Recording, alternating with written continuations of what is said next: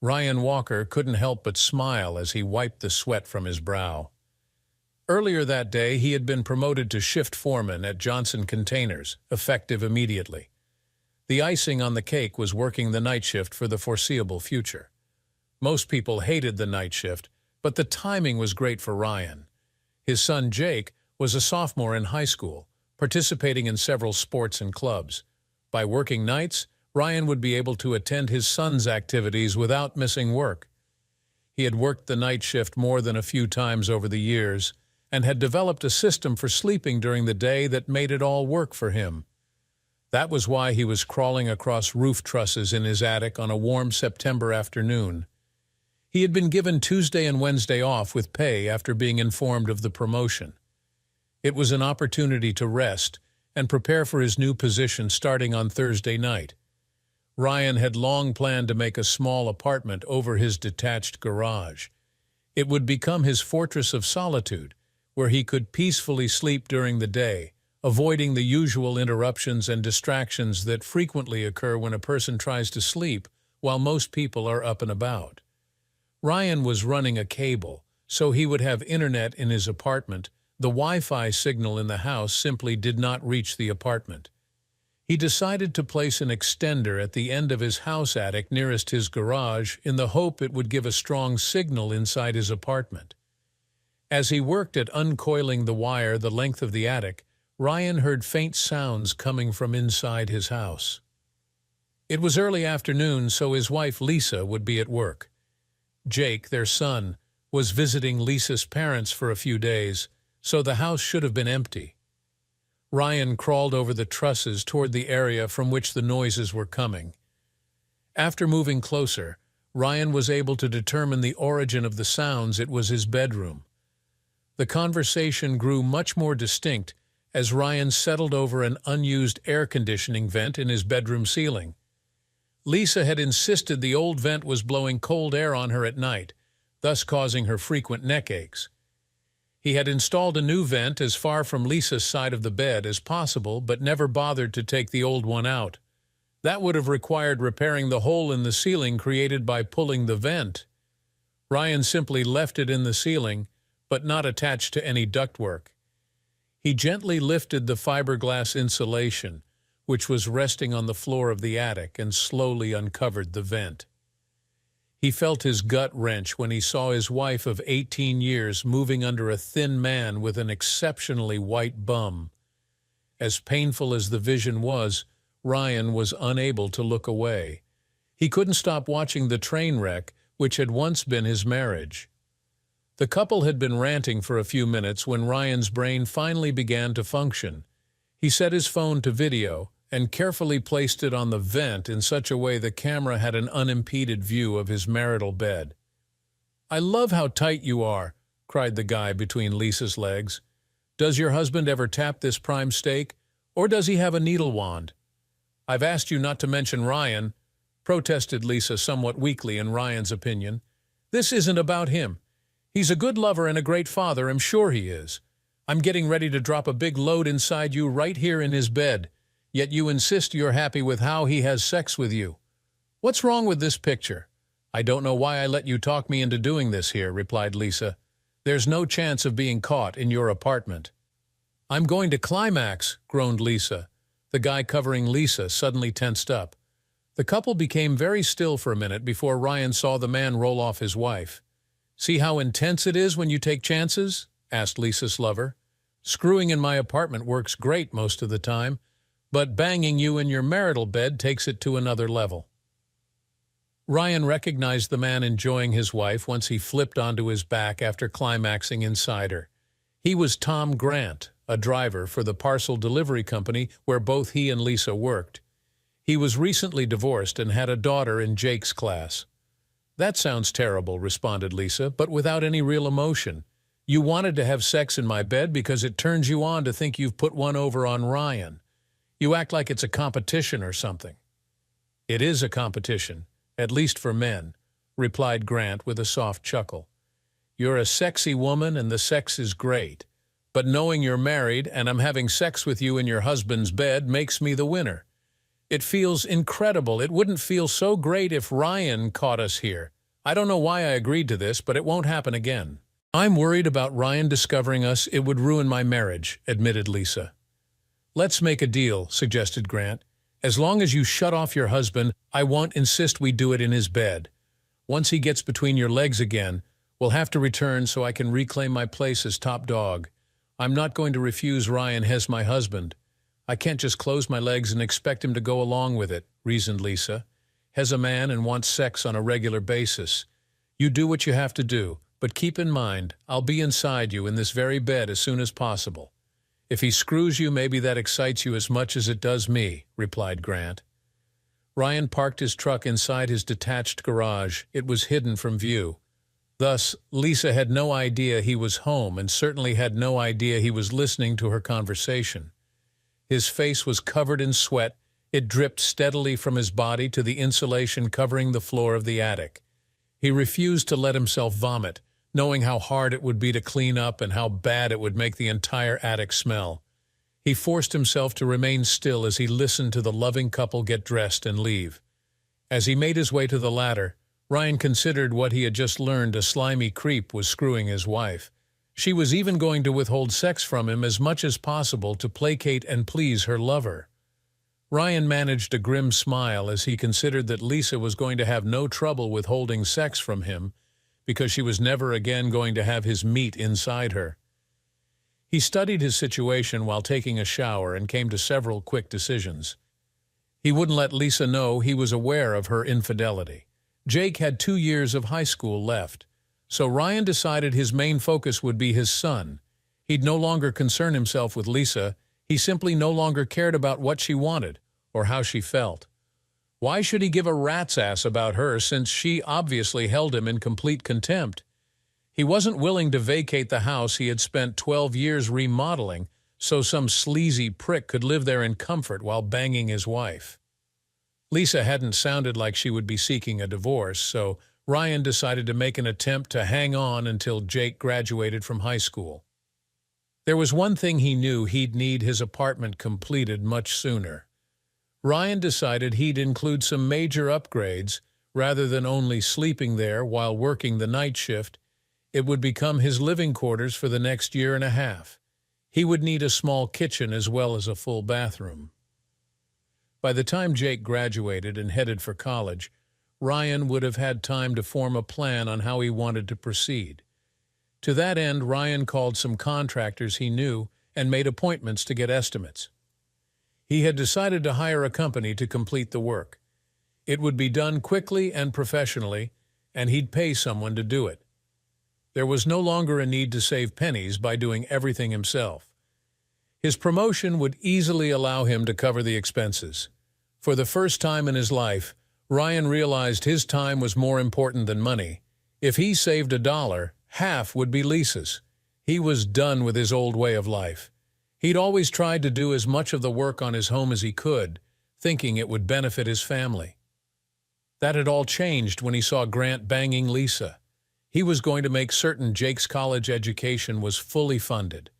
Beyond that, Ryan was going to rebuild his life and have some fun while doing it. He no longer felt any allegiance to his cheating wife. Ryan had gained control of his emotions by the time Lisa walked in after work and saw him sitting in the kitchen. "You're home already. Did you get off early for some reason?" Ryan gazed at Lisa and decided she looked different to him. She had some lines and wrinkles in her face, and she carried a few extra pounds. Why hadn't he noticed it before? Had his love for his wife blinded him to her faults? It saddened him to think about his sudden change of attitude toward Lisa, but it had been her decision to have an affair. He was simply reacting. "Yeah, we're in a bit of a jam at work. I was asked to work nights for a while, starting tonight. They let me come home, pack a lunch, and rest. I'll be headed back in later. They shouldn't ask you to work nights after a day shift, even if you had some time off during the day," reasoned Lisa. "You'll be exhausted. At least lie down and sleep for a few hours." "Good idea," responded Ryan. "I'll just go crawl between the sheets." "Wait," insisted Lisa, far too loudly as she recalled the condition of the bed. "I just remembered I need to wash the bed linens." "Okay," responded Ryan calmly as he grimly chuckled to himself at Lisa's discomfort. "I'll just use the bed in the guest room. There's no need to get so excited." A few hours later, Ryan left the house as if he were going to work. He stopped at a local sports bar, watched a baseball game, and enjoyed a few beers. He had previously placed an air mattress in his future apartment. Once he was sure Lisa would be asleep, he parked inside the garage and went up the stairs to his waiting air mattress.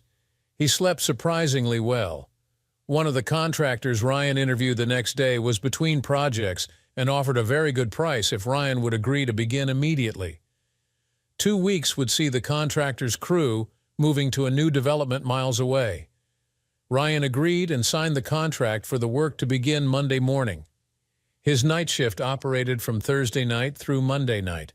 The plant would shut down Tuesday evening and start up again Thursday night.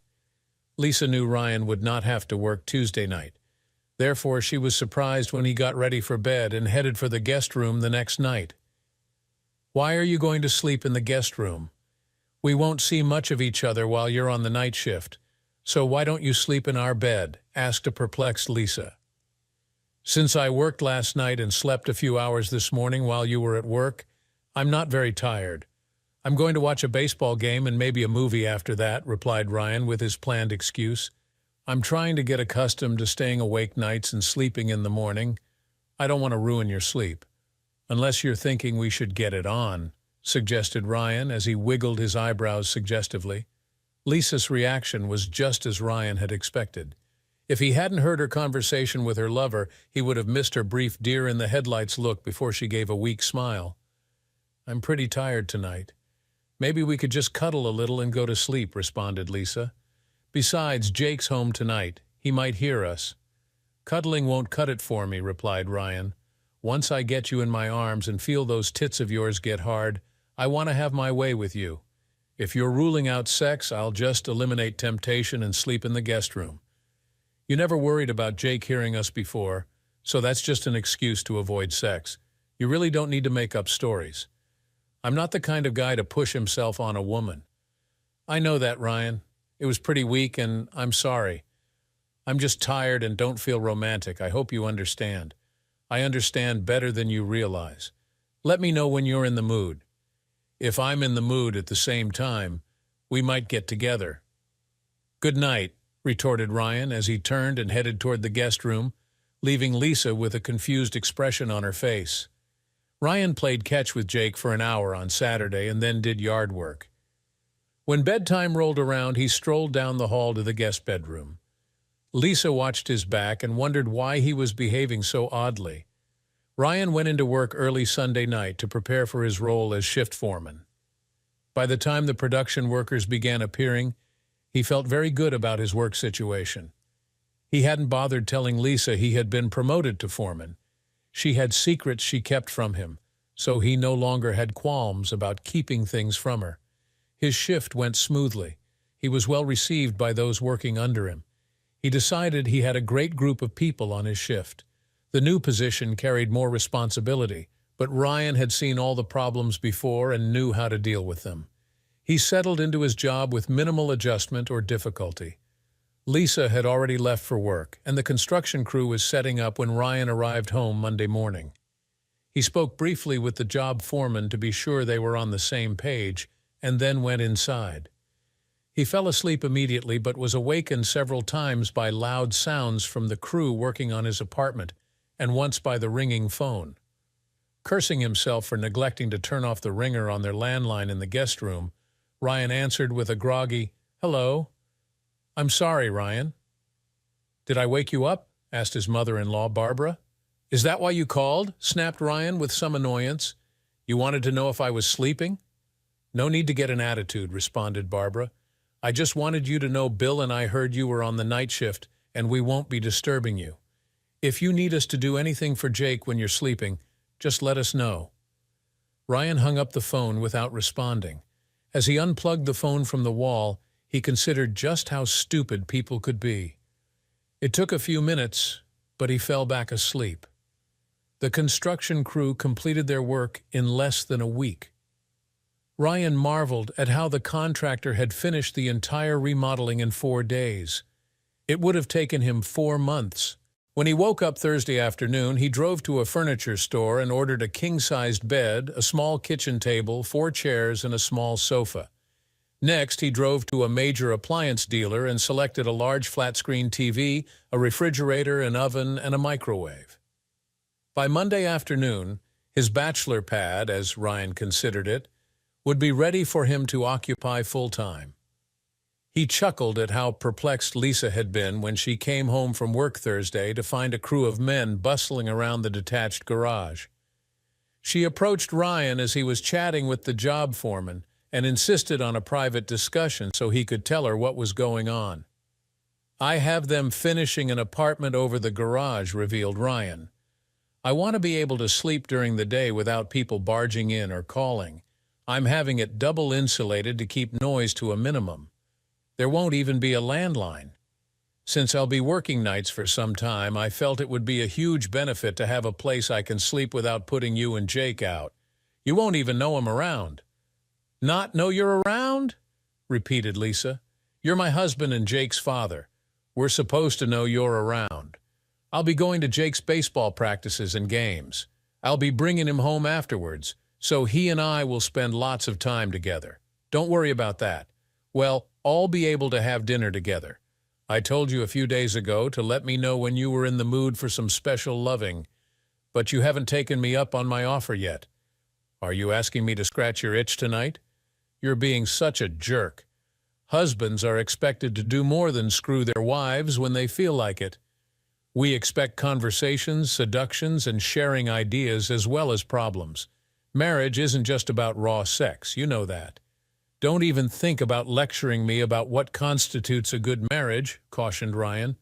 "I'll put the efforts I make into this marriage against your efforts any time. This will work fine. All you need to do is let me know when you want me in your bed to service you. I'm not some damn cow that needs or wants servicing," snarled Lisa. "You won't be doing any servicing until you make a sincere apology. I'll want a nice evening out at a good restaurant along with that apology." Wow. Ryan broke into a big smile and simply walked away, leaving Lisa completely befuddled. It was making it easy to keep Tom Grant from demanding she have sex with him in her marital bed, but Lisa was concerned about Ryan's attitude. He simply wasn't his usual self. He was ignoring Lisa, and that concerned her. He had always been a very attentive husband. She made up her mind she'd give Ryan a night to remember once he apologized for his crass behavior. She knew he wouldn't be able to go much longer without sex. A man can't go from getting laid 2 or 3 times a week to nothing and be happy. Lisa was confident he'd be after what she had. He'd been that way since they first met. He was far too young to lose interest in sex. Ryan had completely moved into his new apartment by the following Wednesday. The coming weekend would feature 3 nights off because of Labor Day. Jake's junior year would begin the following Tuesday. "How would you two like to go to a Yankees game this weekend?" asked Ryan at dinner on Thursday. "They're playing the Red Sox and fighting for the pennant. It should be a great series." "Seriously, that would be amazing." "Thanks, Dad," gushed Jake. "You know I don't like baseball that much," groused Lisa. "I'll pass on that offer. I'll find something to do around the house." "I bet you will," responded Ryan under his breath, yet loud enough for Lisa to hear. "It's settled. Jake and I'll go to the Saturday night game." "Wow, I can't wait to tell Scott about this," blurted Jake. "He'll be so jealous. He's a big Red Sox fan. He used to live in Boston." "Why don't you invite him along?" suggested Ryan. "Baseball's more fun when you watch it with friends, especially when they're fans. I'll call him right now." "Thanks, Dad," replied Jake excitedly as he raced off to get his phone. "You certainly made Jake's day," observed Lisa. "Scott is a nice, polite young man." "Holy, his real name is Scott?" asked Ryan as he shook his head. "No wonder he has a nickname. What kind of parent names a boy Scott unless they hate him or something?" "Jake told me Scott's father died of a brain aneurysm 2 years ago," continued Lisa, as she pointedly ignored her husband's comment about the boy's name. "He and his mother moved here this summer to be closer to her parents. They're older and in failing health. I'll just call him Scooter and pretend I never heard his real name," declared Ryan, just as Jake rushed back into the room. "Scooters, Mom said he can go," announced an almost giddy Jake. "This is going to be great." Saturday afternoon, Ryan pulled his truck into the driveway of a nice ranch house in a good neighborhood. Before he was able to stop, Scooter was racing out the door. He jumped in next to Jake as soon as the pickup was safely parked. "Mr. Walker, Mom says she wants to meet you before we leave." "I guess she wants to make sure you aren't a serial killer or something," offered Scooter. "I'm sorry about that." "No problem," replied Ryan as he climbed out of the truck, walked to the house, and rang the bell. A slender, rather nondescript woman about Ryan's age opened the door. With what he felt was a quick glance, Ryan determined her legs were her best feature. They were strong and shaped perfectly. Her running shorts provided him the opportunity to admire a lot of them. Her stomach was flat, while her chest barely pushed her top away from her torso. "My legs look pretty good compared to the rest of me, don't you think?" asked Scooter's mom, much to Ryan's chagrin. Well, yeah," agreed Ryan once he saw the grin on the woman's face. "You got a great pair of legs. Do you think I should let my son go to a baseball game with a man who checks out every woman he sees?" challenged the boy's mother. "I'm trying to raise a gentleman." Ryan saw the laughter in the woman's eyes and knew instinctively she was busting his chops a little. He decided to play along. "What you're really asking is, should you let your son go anywhere with a man as checking out women is the best part of being a man," replied Ryan with a grin. "He needs to learn how to appreciate the fair sex. I'll show him what to look for and how to do it." "I certainly hope you'll be less obvious during these life lessons you'll be giving Horace," countered the still smiling woman. "The first thing I'll teach him is to smack anyone who calls him Horace, except his mom, of course," joked Ryan. "I see my son will learn to be violent with people who address him by his given name, as well as how to appreciate women's legs." "Does that pretty well cover it?" "Not even close," responded Ryan. "I'll show him the fine art of judging bums and chests surreptitiously. It's important he have a well-rounded education and not focus entirely on any single female attribute." "That's a relief," replied Scooter's mom, thus gaining even more respect from Ryan. "Have a good time and be sure Scooter calls if you're going to be late. My name's Gloria, by the way." "Seriously, Gloria? What do your friends call you?" asked Ryan. "Oh, for my male friends, I answer to Minx, Raven, Candy, or Bubbles." "My girlfriends call me Gloria," replied the straight-faced woman. "Sounds good to me. I'm Ryan. We're going to be friends, so I'll call you Minx. I kind of like that name." "Why am I not surprised?" responded Gloria, before breaking into a hearty laugh. "Horace can go along with you any time. I love your sense of humor. Jake is a very polite young man, so I was pretty sure his parents would be fine. Thanks for inviting him to the game. We're a baseball family. I used to go to as many Red Sox home games as I could. My father even played in the minor leagues before I was born. He was pretty good, just not quite good enough," added Gloria. "Scooter's a great kid, so it's no problem. I'll keep an eye on him and make sure he gets back home in one piece, Minx. Have a nice day." "Is that going to stick?" "I was making a joke," protested Gloria. "You'll always be a minx to me," was the quick reply, as Ryan turned and headed back to the truck. Ryan had a relaxing day at the game. Scooter managed to catch a foul ball. Both boys ate too many hot dogs and drank too much soda. They fell asleep in the back seat of the truck before Ryan was able to exit the parking lot.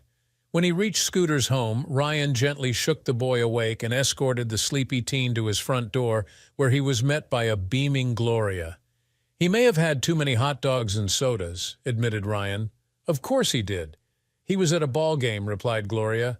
"Thanks so much for taking him and bringing him back safely. It was my pleasure." "Scooter's a great kid, Minx," retorted Ryan. "I'll see you at the next game." Ryan settled into a routine which worked well for him. He would get home, have a small breakfast, and then sleep from 9:00 to 3:00.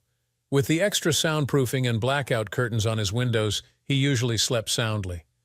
Lisa complained occasionally about him always sleeping in his man cave, even on weekends.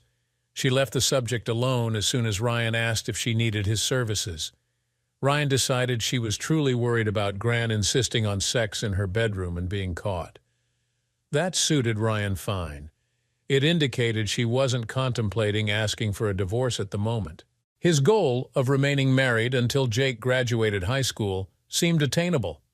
Because he was a foreman and getting less exercise, Ryan purchased a home gym machine that was advertised to give a complete body workout.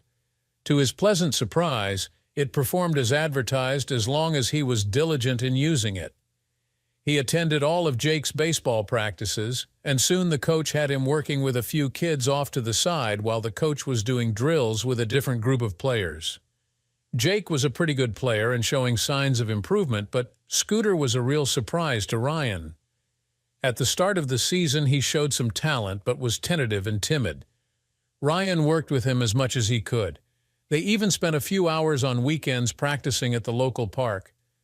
Ryan decided, since he wasn't having sex, he might as well take the edge off by playing baseball with the boys. As Scooter's confidence grew, his level of play increased dramatically. By the season's halfway point, Scooter was batting cleanup and playing shortstop at a high level. Jake was the starting center fielder and batting third. Ryan was tremendously proud of both boys' accomplishments. One thing Ryan could not help but notice was the attention some of the kids' mothers had begun paying to him. For some reason, his jokes actually made them laugh. His efforts with the kids were constantly praised. A few mothers would bake something for the team, but they always made sure he received a piece of whatever it was. Jake's friendship with Scooter, as well as the time Ryan spent with the boys, naturally caused Gloria and Ryan to spend time together. Ryan thought of her as a smart friend with a great sense of humor. He decided to ask Gloria if she had noticed the increased interest the mothers were showing him. "I may be way off base here, Minx, but I have to ask you a bit of a personal question," began Ryan. "Almost a B cup," was Gloria's quick response. "What? I don't get it," admitted Ryan.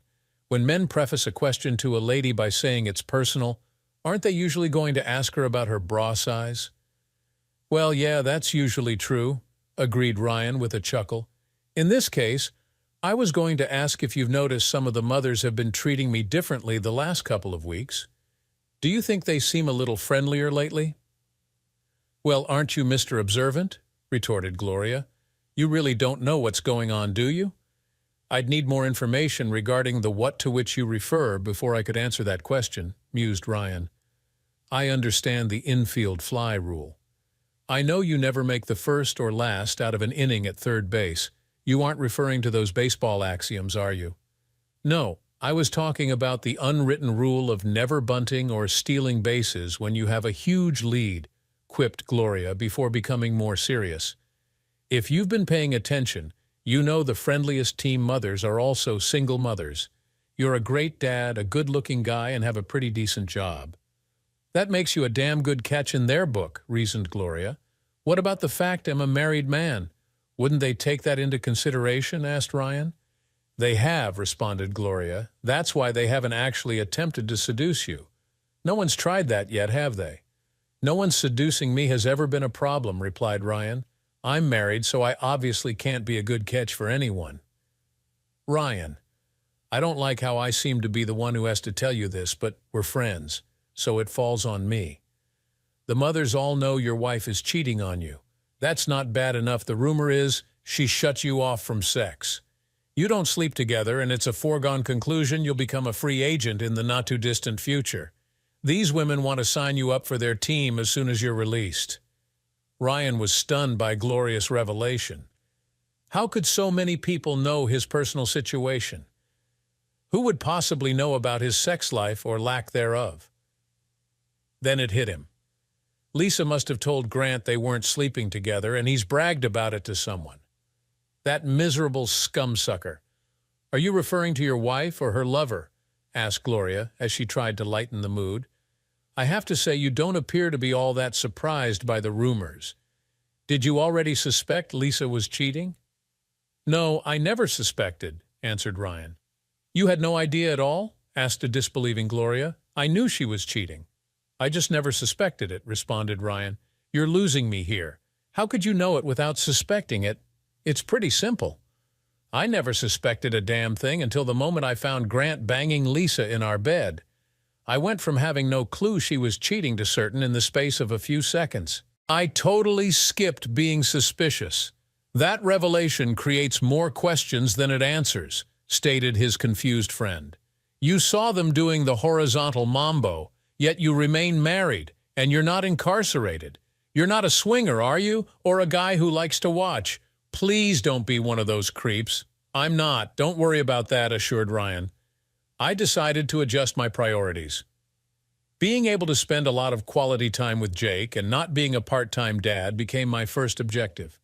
Living with Lisa rather than divorcing her seemed like the best way to accomplish it. I started working nights, and that's always been tough on our sex life. I built a nice apartment over my detached garage, and I live there. I told Lisa it was so I could get sleep during the day without being pestered and annoyed by everyday things. She wasn't happy about the sleeping arrangements, but Grant told her every time she had sex with me, he'd insist on banging her in our marital bed. That seemed to worry her, just not enough to stop screwing him. She thinks her affair is a secret and wants to keep it that way. I didn't tell her, but I won't be having sex with her for any reason. I went to the clinic and was tested for STDs. I'm clean. I want to keep it that way. You're serious? You heard that witch? How can she treat a guy like you so badly? What a jerk that guy is, fumed Gloria. All the single moms think you'd be a great catch. I think you may have an inflated opinion of my desirability. I've never been the matinee idol type.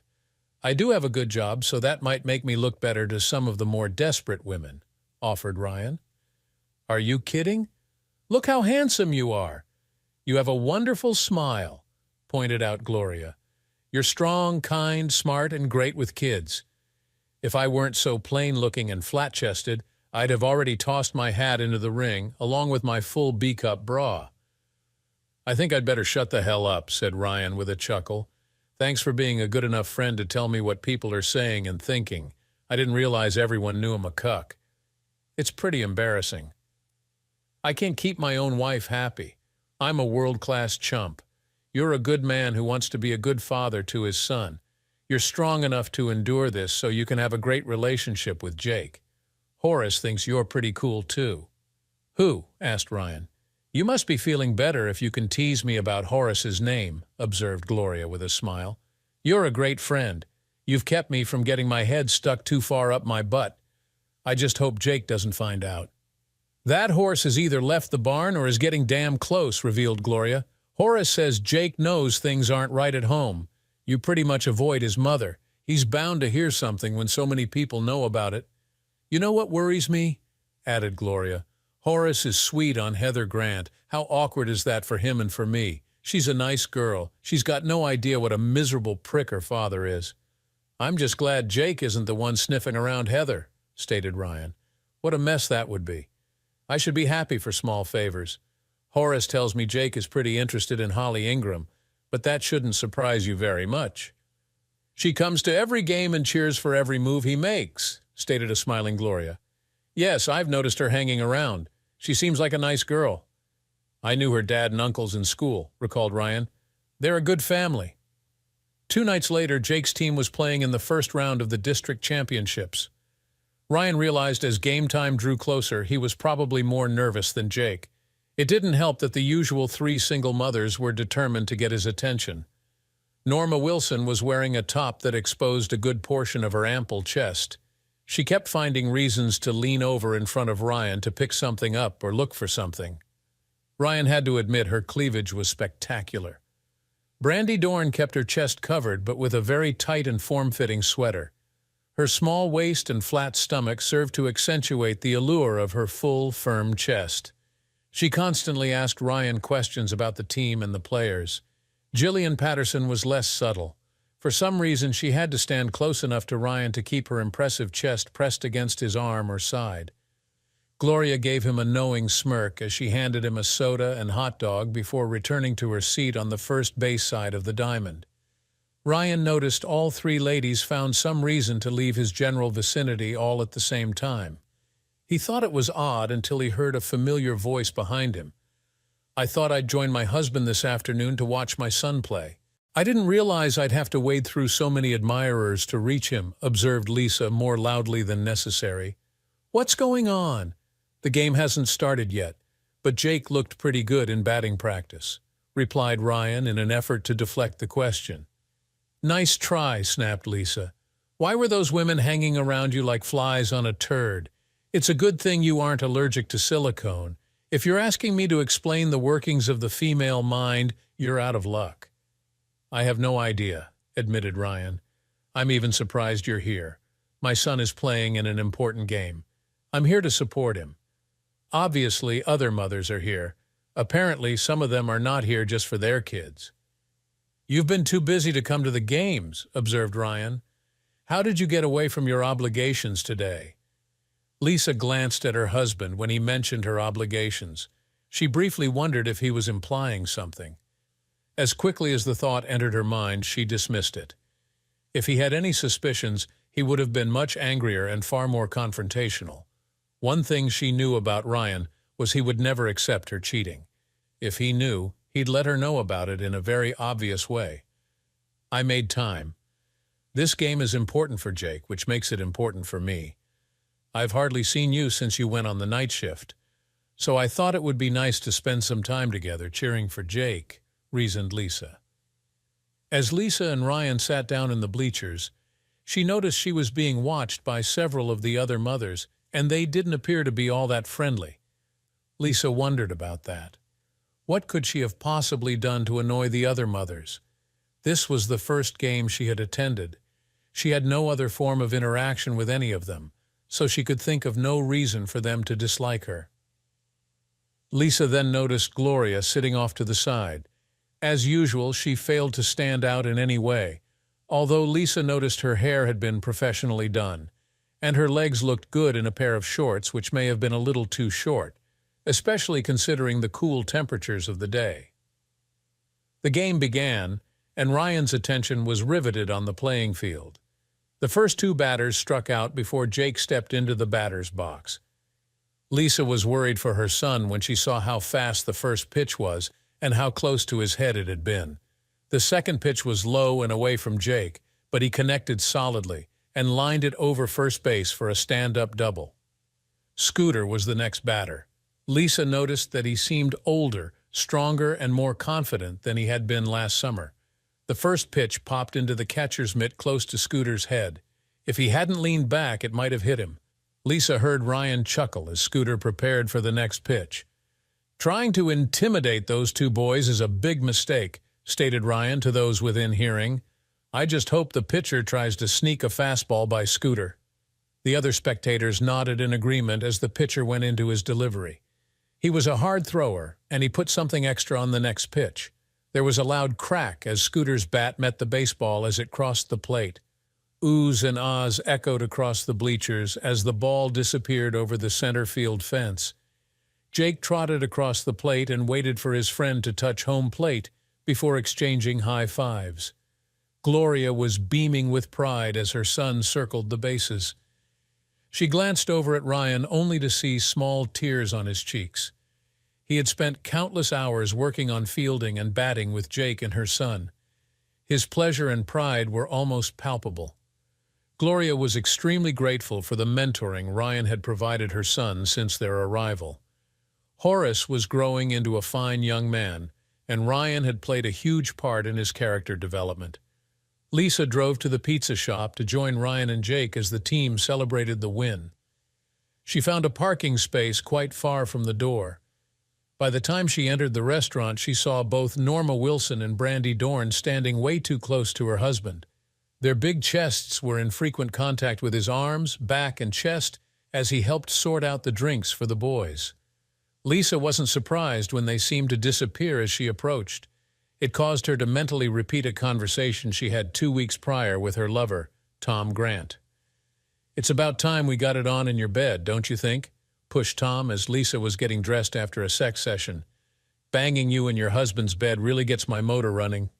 "You said you wouldn't do it in our bed again until Ryan and I had sex," reminded Lisa. "I'm not comfortable risking it." "Are you actually telling me you haven't had sex with your husband since the day we had sex in your house?" asked her incredulous lover. "You said I should shut him off for as long as I could, and you wouldn't press me to have sex in our house until he made love to me. He went on the night shift that day and has been sleeping in a room over the garage. We haven't even shared a handshake since." "That's just plain crazy," replied Tom. "He's way too young and you're far too hot for him to lose interest in sex. Is he gay? Does he have a girlfriend or something? He's certainly not gay, insisted Lisa. He's very masculine. He'd never cheat on me. He's just working nights. He's tired most of the time. He only shows up for dinner except on weekends when he does the yard work and things. No normal man married to a piece of meat like you would willingly go without, even if he worked 18-hour days, stated Grant.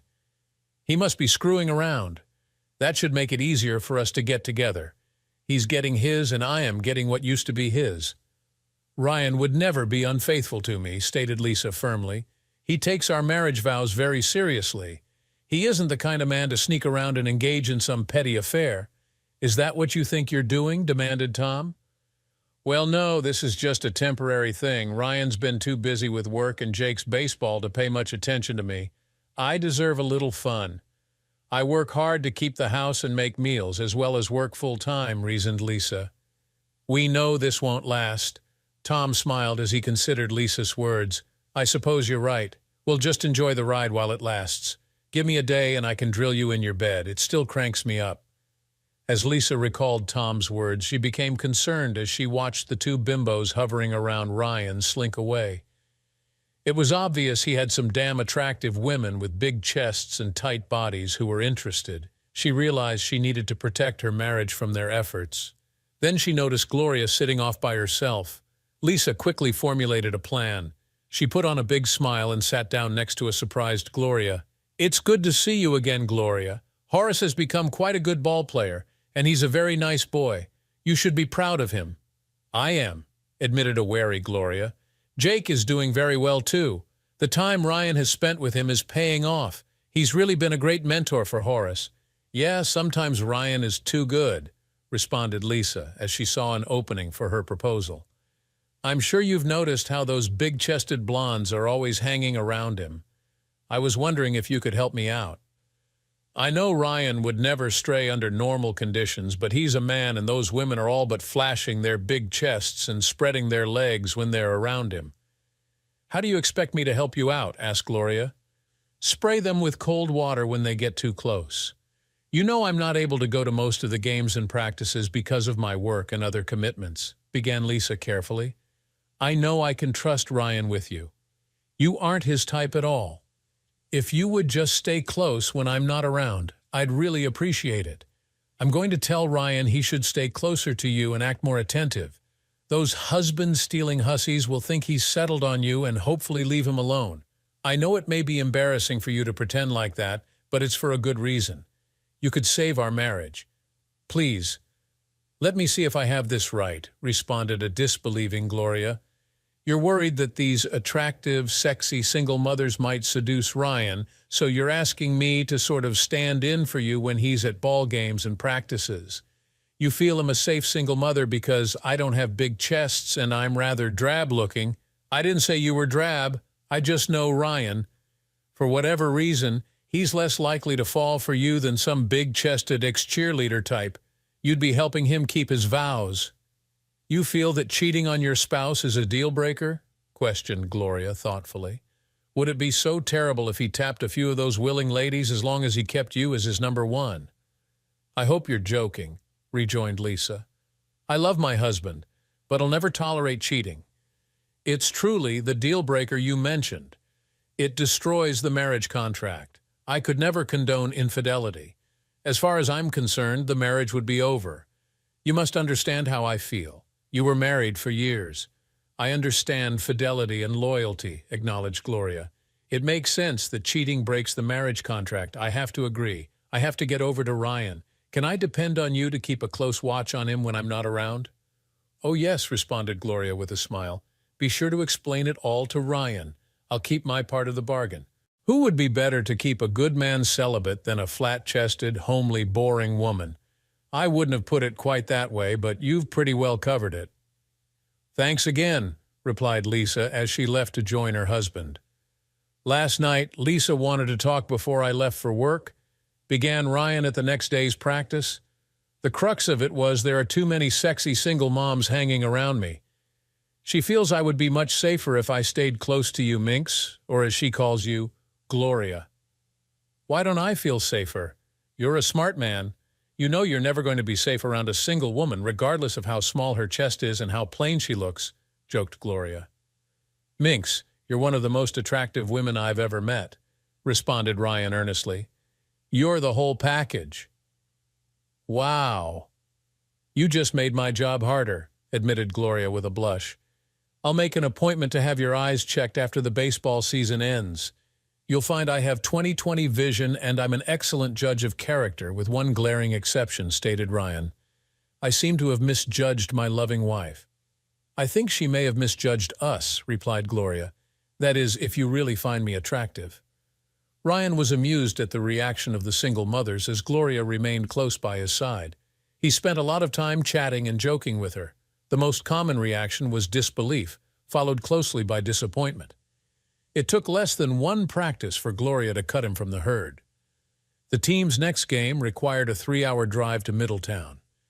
It was decided the team would travel the day before the game and spend the night at a hotel. It was hoped the boys would be rested and fresh for their next challenge. Ryan had given rides to Jeff Winston's parents as well as Gloria. The discussion en route focused on the team's chances of winning district and possibly the state title. They arrived at the hotel right behind the team bus. Ryan helped Jeff retrieve his luggage from the trunk. Some of the parents, including the Winstons, had volunteered to chaperone the boys and would be staying at the same hotel. All the other parents had to make their reservations at different hotels. Since there were several games being played the next day, a great many fans and players were in town. 6 teams would compete in 3 games from different class schools. Before Jake had climbed on the bus, Ryan had told him he would not be staying in the same hotel and to behave for his coaches and chaperones. He assured his son he would be at the team practice the next morning. "What hotel are you staying at, Minx?" asked Ryan as the Winstons wheeled their bags to the team hotel. "The same hotel you are," was her simple response. "I never told you which hotel I was using." "How did you find out?" asked a perplexed Ryan. "I didn't," was the brief response. "How do you know we're at the same hotel? It's pretty busy this weekend." "You may not be able to get a room at the last minute," pointed out Ryan. "I'm sure something will come up," replied Gloria with a big grin, confusing Ryan further. Ryan arrived at his hotel a few minutes later and asked, "Minx, do you want to see if you can get a room while I check in?" "I can wait around to be sure you find something." "Thanks, but I'll just wait here." "I'll be fine," she insisted. Ryan was finally beginning to see the light as he checked in and picked up his room access cards. He returned to his truck to find Gloria waiting. "Is there any chance you'd like one of these cards to my room?" he asked. "It's room 207. "What a thoughtful gesture," exclaimed Gloria as she stepped from the car, accepted the key, and kissed Ryan on the cheek. "Let's get to bed. It's going to be a long night." Ryan was far more tired getting up the next morning than he had been when he went to bed. At first, he had mentally struggled with the reality of breaking his marriage vows, but Gloria helped him through it. Let's look at this logically. Lisa has not only been unfaithful, but she's agreed to shut you off sexually. Even if she hadn't, she would still be placing your health at risk by having unprotected sex with a damn tomcat. Effectively, she's made sexual relations with her both unsafe and undesirable. She's released you from your vows and your marriage contract. I haven't had sex in over a year. I've had checkups and am clean.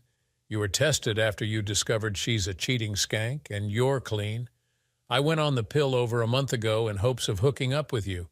Can you honestly give me one reason we shouldn't sleep together? Is it my looks? Your wife thought I was a perfect foil for all the big-chested, beautiful women who were showing an interest in you because she knew you'd never be attracted to me sexually. Am I just not desirable? Minx, you're extremely desirable. Don't ever suggest you aren't. I've never cheated on Lisa, and it's taking some adjustment to my thinking, but you've made a great case for us getting together. I'm ready, declared Ryan with a grin. There's something else you need to know first, replied Gloria. Both my parents are in hospice and aren't expected to live much longer. My brother's been sending game films of Horace to a friend of his. The friend is the baseball coach at the best prep school in the LA area. If Horace gets a baseball scholarship for next year, we'll probably move back. I like you a lot, but we're not looking at a lasting relationship. It can't last. Look at us. You're a good-looking married man with a cheating wife. I'm a plain Jane with a son who has a chance to get an athletic scholarship to a good university. I have to do what's best for Horace," she concluded.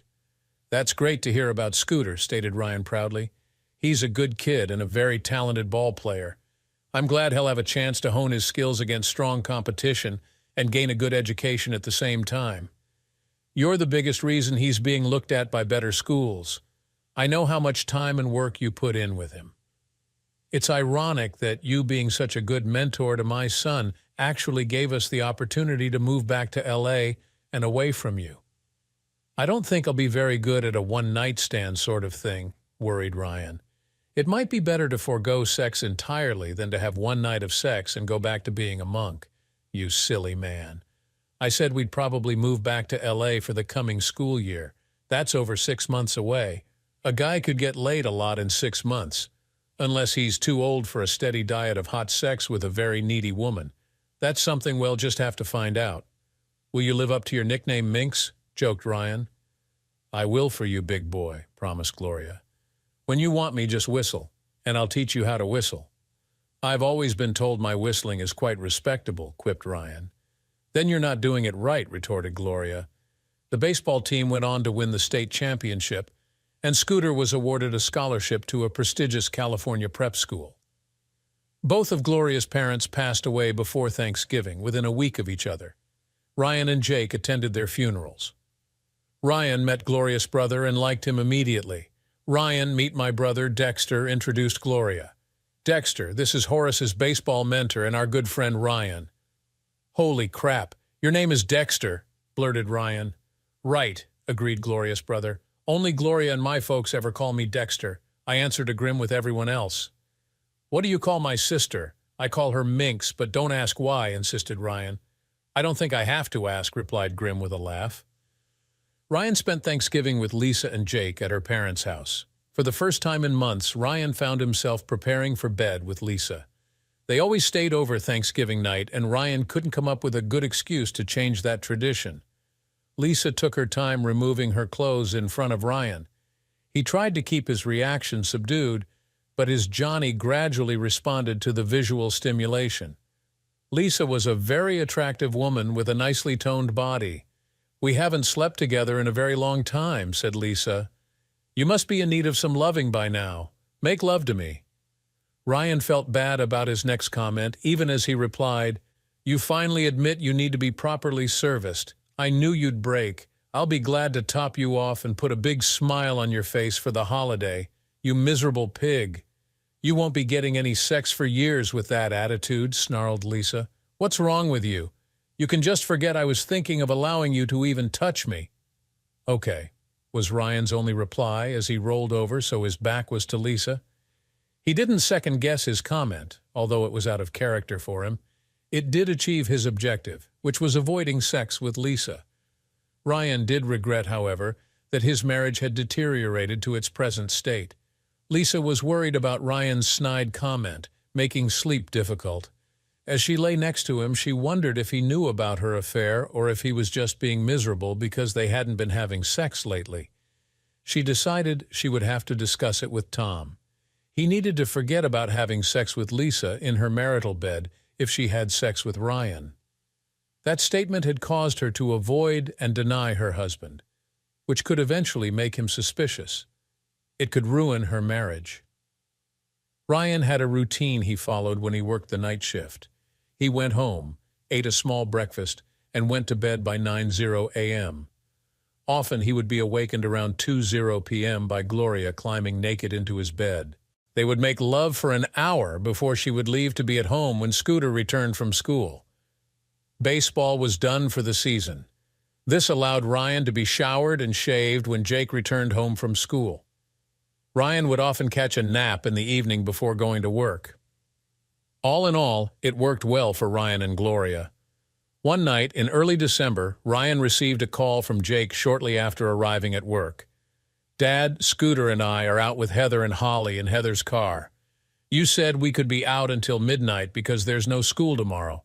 We have a problem. Heather was driving her mom's car. We have a flat tire, and there's no spare in the trunk. We're stranded on D Street, and I'm kind of worried. I see a few guys down by the arcade looking this way. You're broke down on goddamn D Street by the damn arcade? Cursed Ryan. We'll discuss this later. Is Heather driving that Corolla? Yeah, it's a 2017 Corolla, replied Jake quickly. I'll find a wheel and tire that'll fit it and be right there. Keep your doors locked and call the cops if you have any trouble. Take care of those girls. Ryan dropped his phone in his pocket and strode onto the production floor. He quickly found the man he needed. Gus, you still drive that Corolla, don't you? Asked Ryan of a bearded man running a forklift. I need a mounted tire that fits your car, and I need it right now. As Ryan spoke to Gus, another thought came to him when Jack Reynolds walked by. Jack was Holly's uncle. His younger sister was Holly's mother. Jack, my son, and some friends are broke down on D Street with a flat tire and no spare. Holly is with them. I'm getting a mounted tire from Gus and headed over. I'd appreciate it if you rode along. I have a real spare tire and not some donut, declared Gus. Take my car and get down there now. Jack, Gus, and Ryan immediately headed for the door to the parking lot. They were concerned about the kids being in that part of town late at night. It was no place for good kids, especially teenage girls. Lisa was lying in bed, enjoying the warm glow she always felt after a romp with Tom. His phone rang and he glanced at the caller ID. Damn it, it's Heather. I have to answer it or she'll be bugging the hell out of me for ignoring her. Lisa could only hear one side of the conversation, but was concerned about what she overheard. Why in hell are you kids down there? Well, that's too bad. Those boys are old enough to handle a little problem like that. Call Ake away. It's not my fault your mother is too damn dumb to keep a spare tire in her car. What was that all about? Asked Lisa once Tom disconnected the call. Nothing to worry about, was Tom's reply, as he reached over and stroked Lisa's firm chest. Heather has a flat tire, but she's calling AAA to get it fixed. Several young toughs were hanging around Heather's car when Ryan and his friends pulled to a stop directly behind it. Ryan quickly stepped out and pulled the jack and tire iron from Gus' trunk. Gus brought the spare tire, while Jack tapped on the driver's side window and motioned for Heather to lower it so he could speak to her. You kids sit tight until we get the tire changed. If these a-holes cause any trouble, we'll take care of it. Holly, you'll be explaining to your mother why you're even here on D Street. Ryan carried the jack over behind the flat rear tire and slid it under the frame. He cranked it until it was tight to the frame and then moved in front of the tire to loosen the lug nuts. The obvious leader of the group of tough guys approached Jack as Ryan worked on the tire. You're on our turf here. You need my permission before you screw around with that car. Before Jack could respond, Ryan jerked the tire iron around and cracked the guy in both shins. The man dropped to his knees and then rolled on the ground, rubbing his shins as he cursed a blue streak. Ryan grabbed the punk by the collar and dragged him face down to lie near the flat tire, then proceeded to sit on the man's back and resume loosening the nuts. The two nearest gang members rushed over, apparently intent on getting Ryan off their incapacitated leader. Jack hammered the first one in the side of the head, and he dropped like a rock. As Gus stepped forward, the second guy backpedaled out of his reach. Raise the car up a ways, and I'll pull this tire, Ryan told Jack in a calm voice. Jack proceeded to crank the car higher as the gang of toughs called insults and cursed at the men. Now and then, the guy under Ryan would try to squirm out from beneath him, but Ryan would grab the man's greasy hair, pull his head up a few inches, and briskly push it back into the pavement. It only required 2 lessons before the man on the ground decided to remain still. Ryan took the lug nuts off and removed the flat. He accepted the good tire from Gus and slid it into place. Once he had all the lugs hand-tight, Jack lowered the car. All 3 men seemed to be ignoring the toughs who were taunting them as they worked. Ryan tightened the lug nuts and stood. He accidentally kicked the leader in the nuts as he went to step over him. "Are you dumbasses talking to us?" asked Ryan as he stepped toward the gathered gang members while casually tossing the tire iron from hand to hand. As soon as he started for them, the group scattered. "You kids get the hell out of here," instructed Jack, as Ryan backed the gang farther away from the car. "Be careful you don't drive over those dumbasses lying in the street and stay the hell out of this part of town." The three men piled back into Gus' car and followed Heather as she drove to the next intersection and turned toward the kids' home area. "I can't believe you smacked that dumb scum sucker in the shins like that," laughed Gus. "He went down like a sack of potatoes." "Thanks for inviting me along," added Jack. "My hand hurts, but it felt great to crack that punk upside the head." "Then you sat on the a-hole while you changed the tire," cackled Gus. "That was fun to watch." The men were still laughing and recounting their experience as they returned to their jobs. By morning, the story had circulated through the entire plant. Tales of daring and adventure were always popular, especially on the night shift. They helped the night go faster and gave everyone a chance to take their mind off how tired or sleepy they felt. The next afternoon, as Ryan was waking up, Gloria jumped into his bed and kissed him long and hard. She was naked and obviously eager for him. "Horace told me what happened last night. You were great. Thanks for taking care of the kids like that," gushed Gloria. "You're about to get so lucky. I would have been over sooner, but I had to wait for Horace and Jake to go visit the girls since they don't have school today." Lisa had only been at work for an hour when Sue Blaine approached her at the water cooler. It was obvious she wanted to talk about something.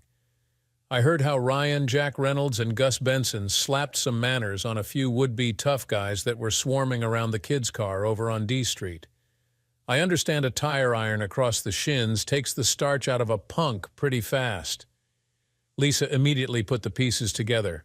Last night Heather had called her father looking for help and he had brushed her off. Apparently her problem had been more serious than Tom had admitted. Sue used the word kids, so it probably meant that Holly had been involved along with Horace and her son Jake. "I'm curious about what you heard," replied Lisa.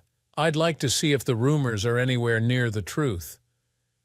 By the time Sue finished telling her what the rumor mill was saying, Lisa was furious at Tom Grant, although she kept that fact from Sue. His daughter had turned to him for help in a situation which could have been disastrous, and Tom had simply dismissed her concerns. Ryan, along with Gus and Holly's Uncle Jack, had responded as men should. They had protected the kids and helped them get out of a bad situation. Tom had ignored his daughter's plight in favor of having sex with Lisa. The realization that she had been having sex with a man who had refused to help his own daughter and some of her friends, including Jake, stung her deeply.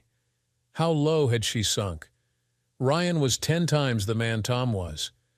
The sad thing was, Lisa knew it all along. Why had she ever taken up with this selfish puss bag? Early that afternoon, Lisa found Tom alone in the break room, enjoying a snack while his delivery truck was being serviced. She wasted no time laying into him. "Heather called you for help last night, and you blew her off. Those kids could have been in a lot of danger, yet you told her to call AAA.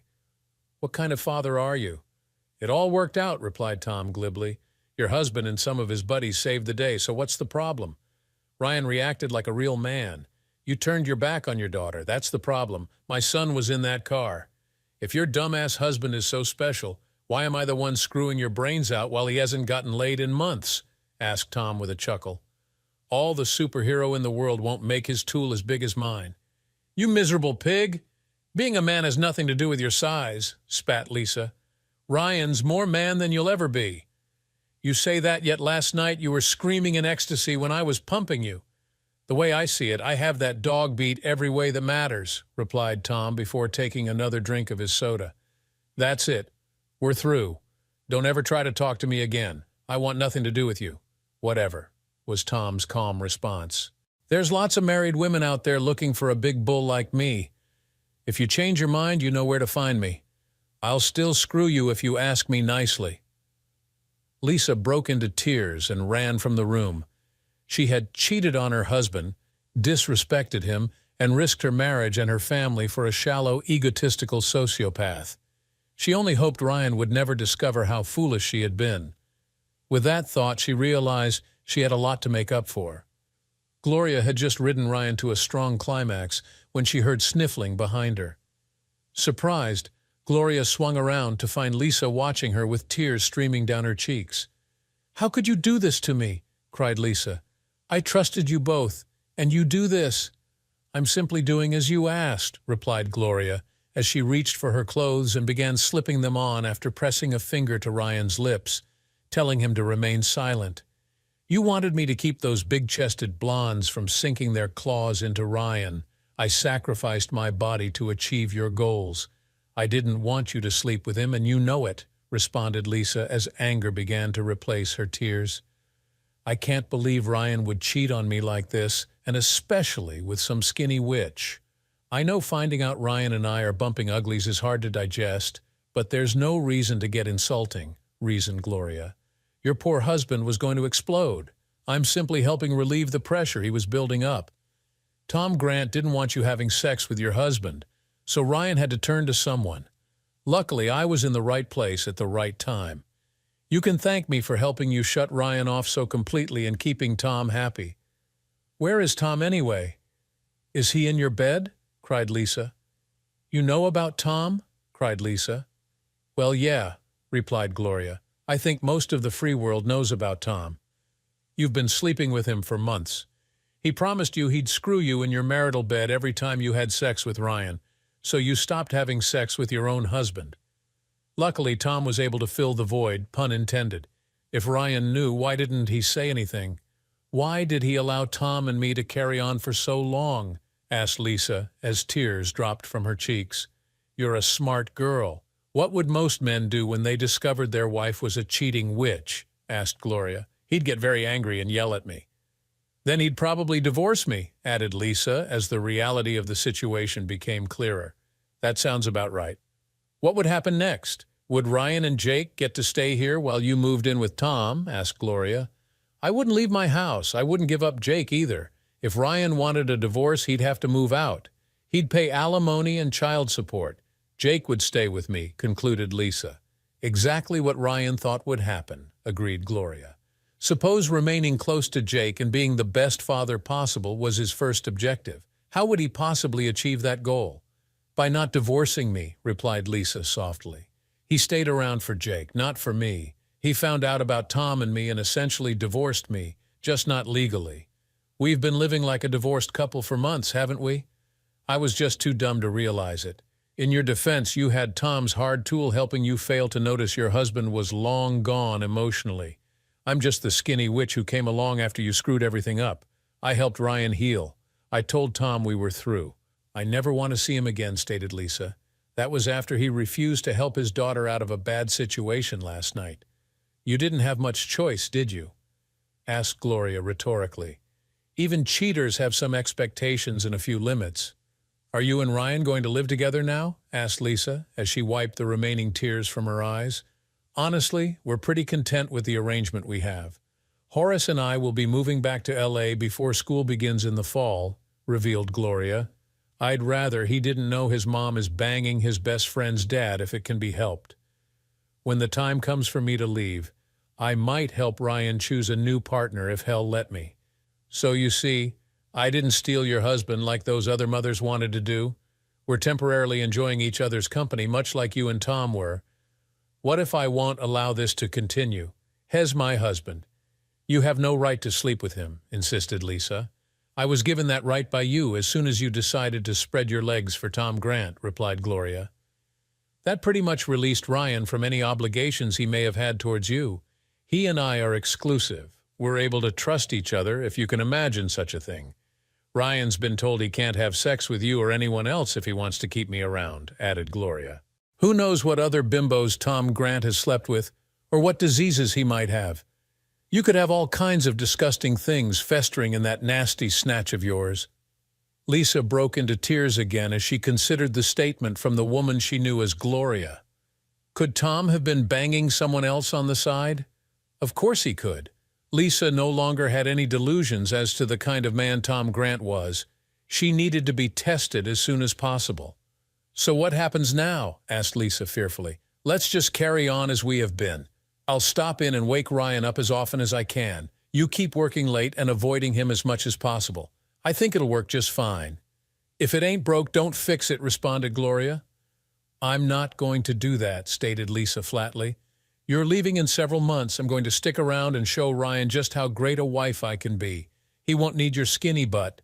Except he knows my skinny butt is faithful to him while your round butt is out there waiting to be tapped by whomever comes along, countered Gloria. Essentially, I'm in control of your sex life, or at least your sex life with Ryan. I won't allow him near your nasty cesspool while he's in a relationship with me. I won't risk disease, and he's not very keen on it either. One thing I've learned, albeit too late, is there's a lot more to a relationship than sex, stated Lisa with false bravado.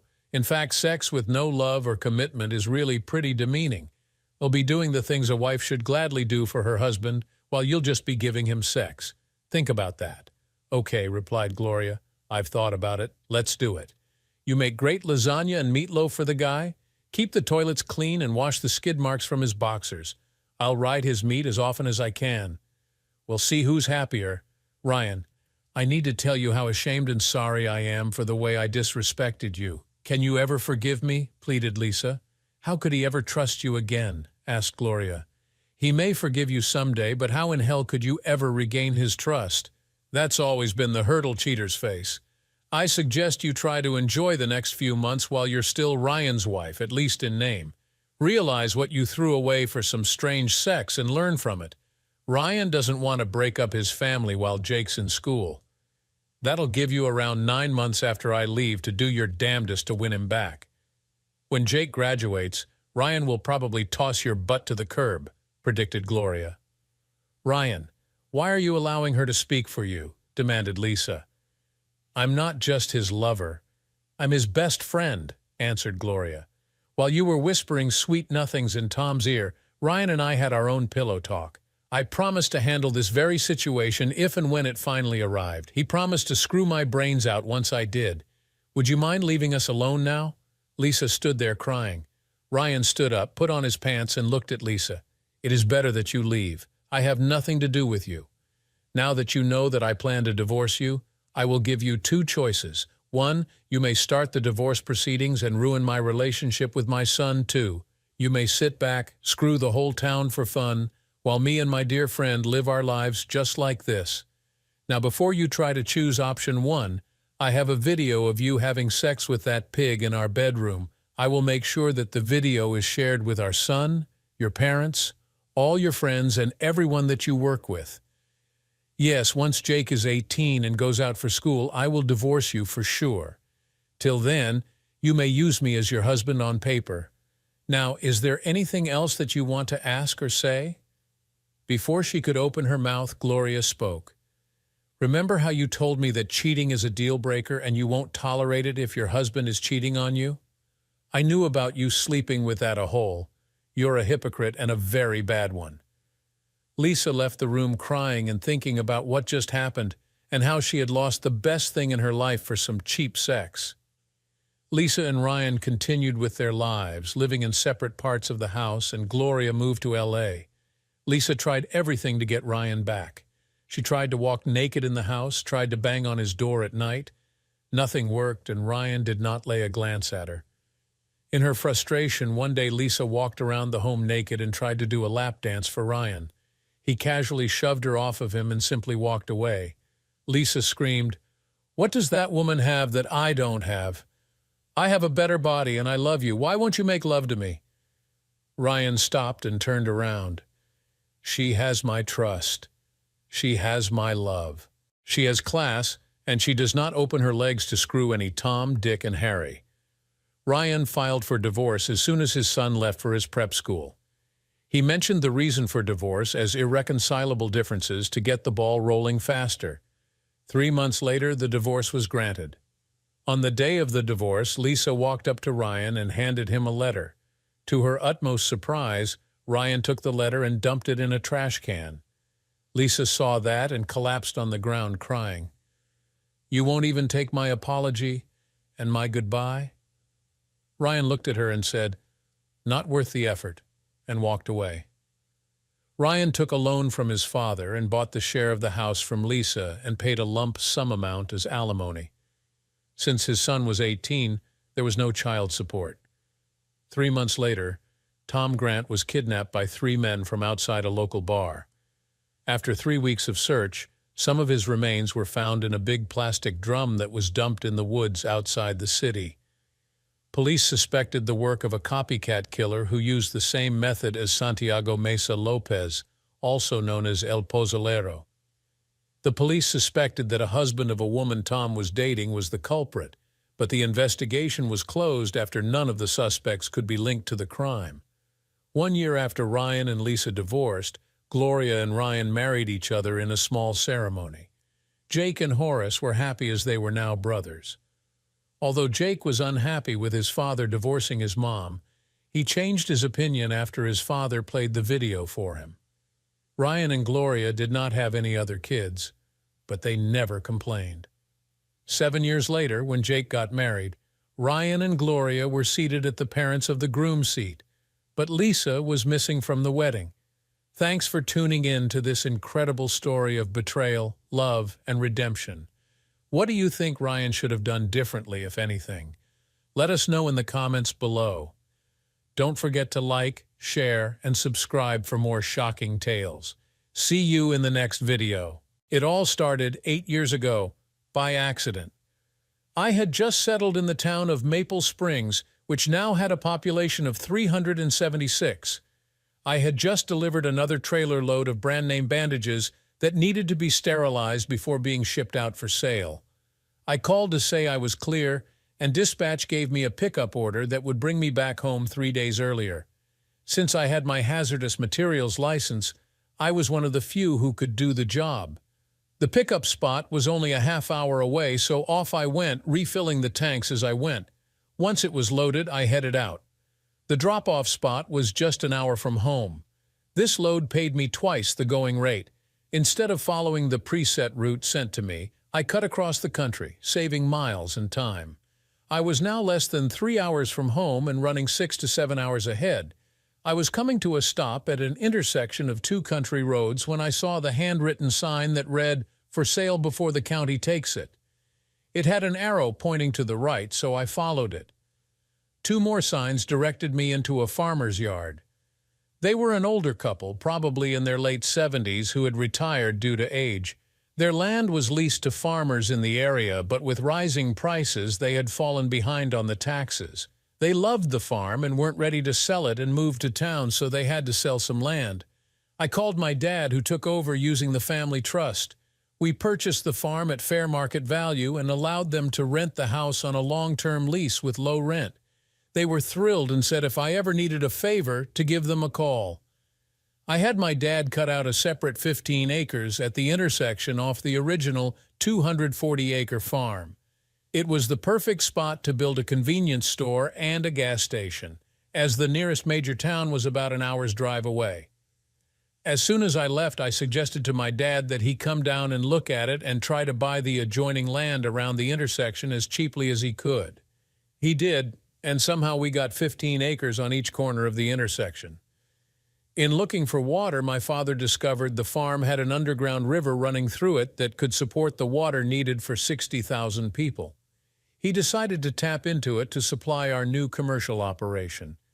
Just as I pulled in to do the drop-off, dispatch had another rush job, which I gladly took.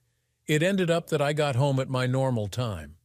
6 months later, I had dropped the load at 500 in the morning on that Thursday, 12 hours ahead of time, and parked the truck and trailer in the company yard, picking up the keys to my newly painted old Chevy truck from the dispatch office. I knew I would be raked over for breaking state and federal laws about driving hours in the near future. Because of a breakdown, I had been on the road for 18 days, which is why I had pushed to get home. That meant the person who replaced me had an extra 3 days off. The cab would be in the shop for an inspection and then ready to be used in a couple of hours. They wanted to make sure it had been repaired properly. The other driver would be informed to come in and he would be on the road by 900. I had told my wife I would be home in time for supper tonight. Lisa had claimed the children and she was looking forward to seeing me. A while back, I had pulled the engine out of the old Chevy truck because it was dead. I did the restorative work on the frame and body in my spare time, as the interior was still in good condition. Before I left on my last 3-week run, I had prepaid a local paint shop to paint every piece of metal exterior and interior. When they were done putting the interior back together, They were to call Morton's Auto to come and pick it up. After dropping in the new engine and checking everything out, Morton had left the truck keys with the dispatcher, knowing I would settle up when I got home. The paint job made the old truck look brand new. The old blue truck was now completely midnight black. Even the bumpers had new chrome. The word Chevy was painted white on the tailgate just like it was when it was original. It could now get collector plates if I wanted. I was arriving home 12 hours early and thought it would be a nice surprise for the wife. She didn't start work until 900, so I started up the truck and headed for home. I was looking forward to seeing the wife and our 2 daughters after being on the road for 18 days. It was now just about 800 when I drove down our street toward our home, only to discover a vehicle in our driveway that shouldn't be there. I knew right away whose vehicle it was. It was the owner of our transportation company's youngest son's pride and joy. When I was on the road, he was off, as we both shared the same company cab. We were, in many ways, complete opposites. He had the reputation of being the family's black sheep. He was known by most truckers as an unbelievable blowhard with a big mouth. I pulled off on the side of the road and just watched. I wanted to know why he was at our house and where my wife's car was. My heart was ripped apart as I saw my wife Lisa and Steve Mitchell come out of the house with our 2 children ahead of them. In his right hand was a rig bag that U.S. drivers always carried. It contained the basics we would need while on the road. Some other girls had missed the bus to school, so they were heading out to drop them off. I made a video of them all using my cell phone. I caught Lisa and Steve stopping in a loving embrace behind the kids before loading the 2 children into the car. It made it clear that whatever was going on had been going on for quite a while. Lisa and Steve did not seem worried about being caught in public.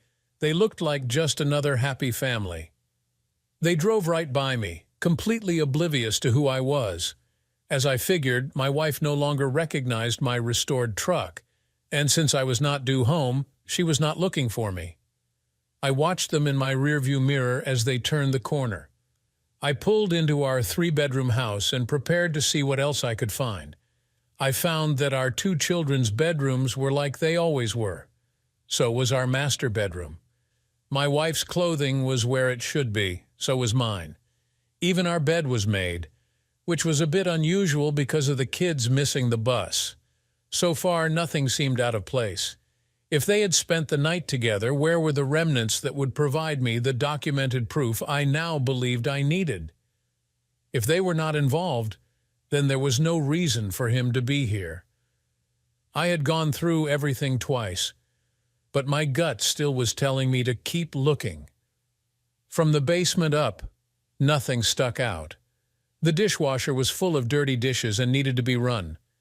That was when I noticed a bit of light shining beneath the door to the unfinished 3rd floor. It struck me as funny because that shouldn't be. We had put up old curtains and kept them closed. It had become a type of attic where we stored things we no longer used. I hadn't been up there in years. My first thought was that Lisa had been up there for some reason and forgot to turn off the light. Curiosity got me.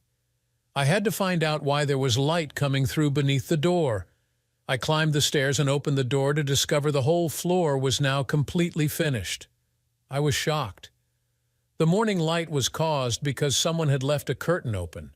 When I was home, they were always closed. The problem was it was not even supposed to have been started because my loving wife Lisa and I could not come to an agreement on what to do with it. I now knew why. Why was this room finished and who was using it came into my mind. It had its own master bedroom, larger than my wife and mine downstairs, huge walk-in closets on both sides of the master bath, and a separate sitting area with its own TV and DVD player. Sitting on a little table were some adult erotic movies that my wife would never watch or allow me to watch. Yet when I turned the TV on and hit play on the DVD remote, an adult video started playing. It was clear that someone had been watching it. I was stunned to learn that it was a homemade video of my wife masterfully giving someone a blowjob. It saddened me because it was something she would never do for me. It really surprised me to see how much my naked wife seemed to be enjoying it. When I had suggested trying that, she said it was disgusting. Across the room, sitting on a coffee table, was a handmade card that said, "We love you, Uncle Steve." It was signed by my two kids. I felt like I was going to throw up. My fear was now a reality. Not only was he my wife's lover, but it appeared that they were trying to take the kids from me. The king-size bed had been slept in and was not made up. A new set of baby dolls, which I had never seen before, were lying on the floor, which meant that this morning she'd been in too much of a rush. The bedroom reeked of stale sex, and checking out the walk-in closets, I found one side held clothing I assumed must be his because they were definitely too big for me. The other one held more female clothing, which I recognized as being some of hers. She had some very sensual evening wear hanging there that she had never worn for me. I no longer had any doubt Lisa and Steve were lovers. I was beginning to see that there was another side to her personality that she had not allowed me to see. It made it clear that in her eyes, I had always been her second choice. What did my children know about all of this? Using my cell phone, I captured a video of everything I had discovered. I took great pains to hold a shirt of his and get a shot of me with it in the mirror to prove that it was just too big for me. What got my attention was a framed picture of him with his mother and father. I recorded everything about the room in detail, then I stopped and saved the recording. Seeing the television again, I rewound the disc and recorded the image on the TV, which showed a man holding Lisa's head as he repeatedly drove his manhood into her mouth. Lisa seemed to be enjoying being owned like a 304. The video proved she was his.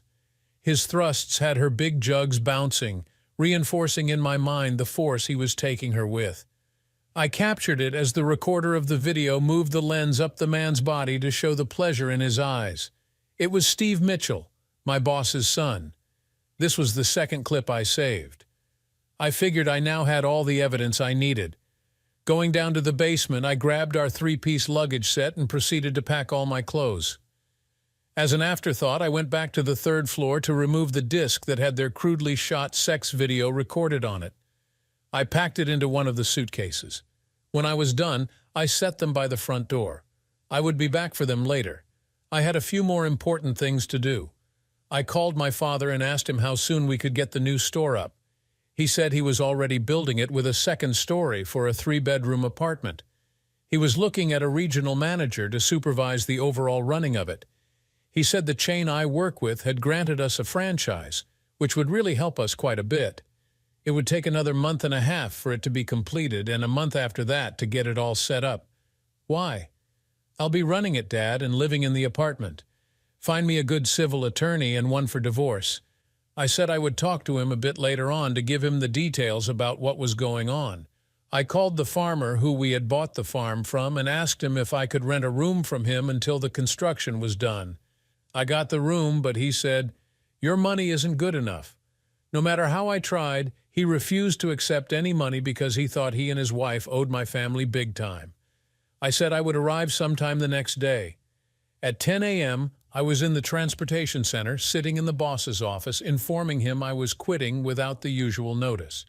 He just had to ask me why, and I really didn't enjoy having to tell him. I showed him the video of the room in general, and then the pictures I had taken afterward.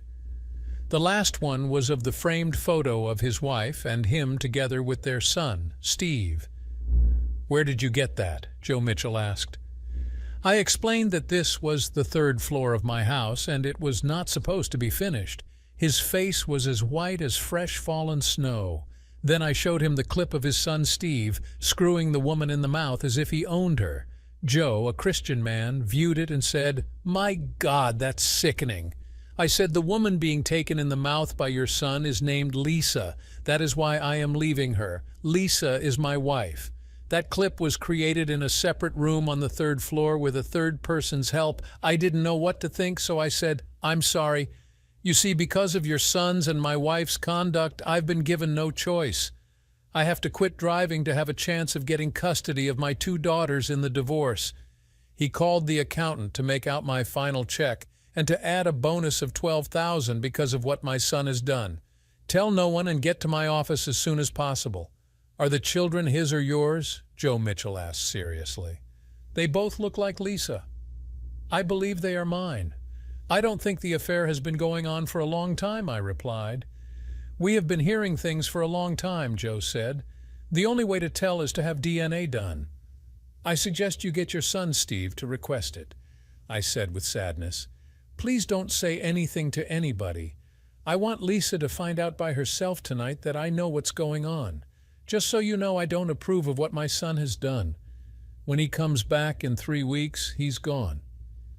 We have heard rumors for years that he was involved with a married woman who he was doing regularly behind her husband's back, but we had never had any proof. We just thought he was shooting his mouth off to other drivers, Joe solemnly said. Now I am so sorry that he did it to a good man like you. I never knew he had moved into your house.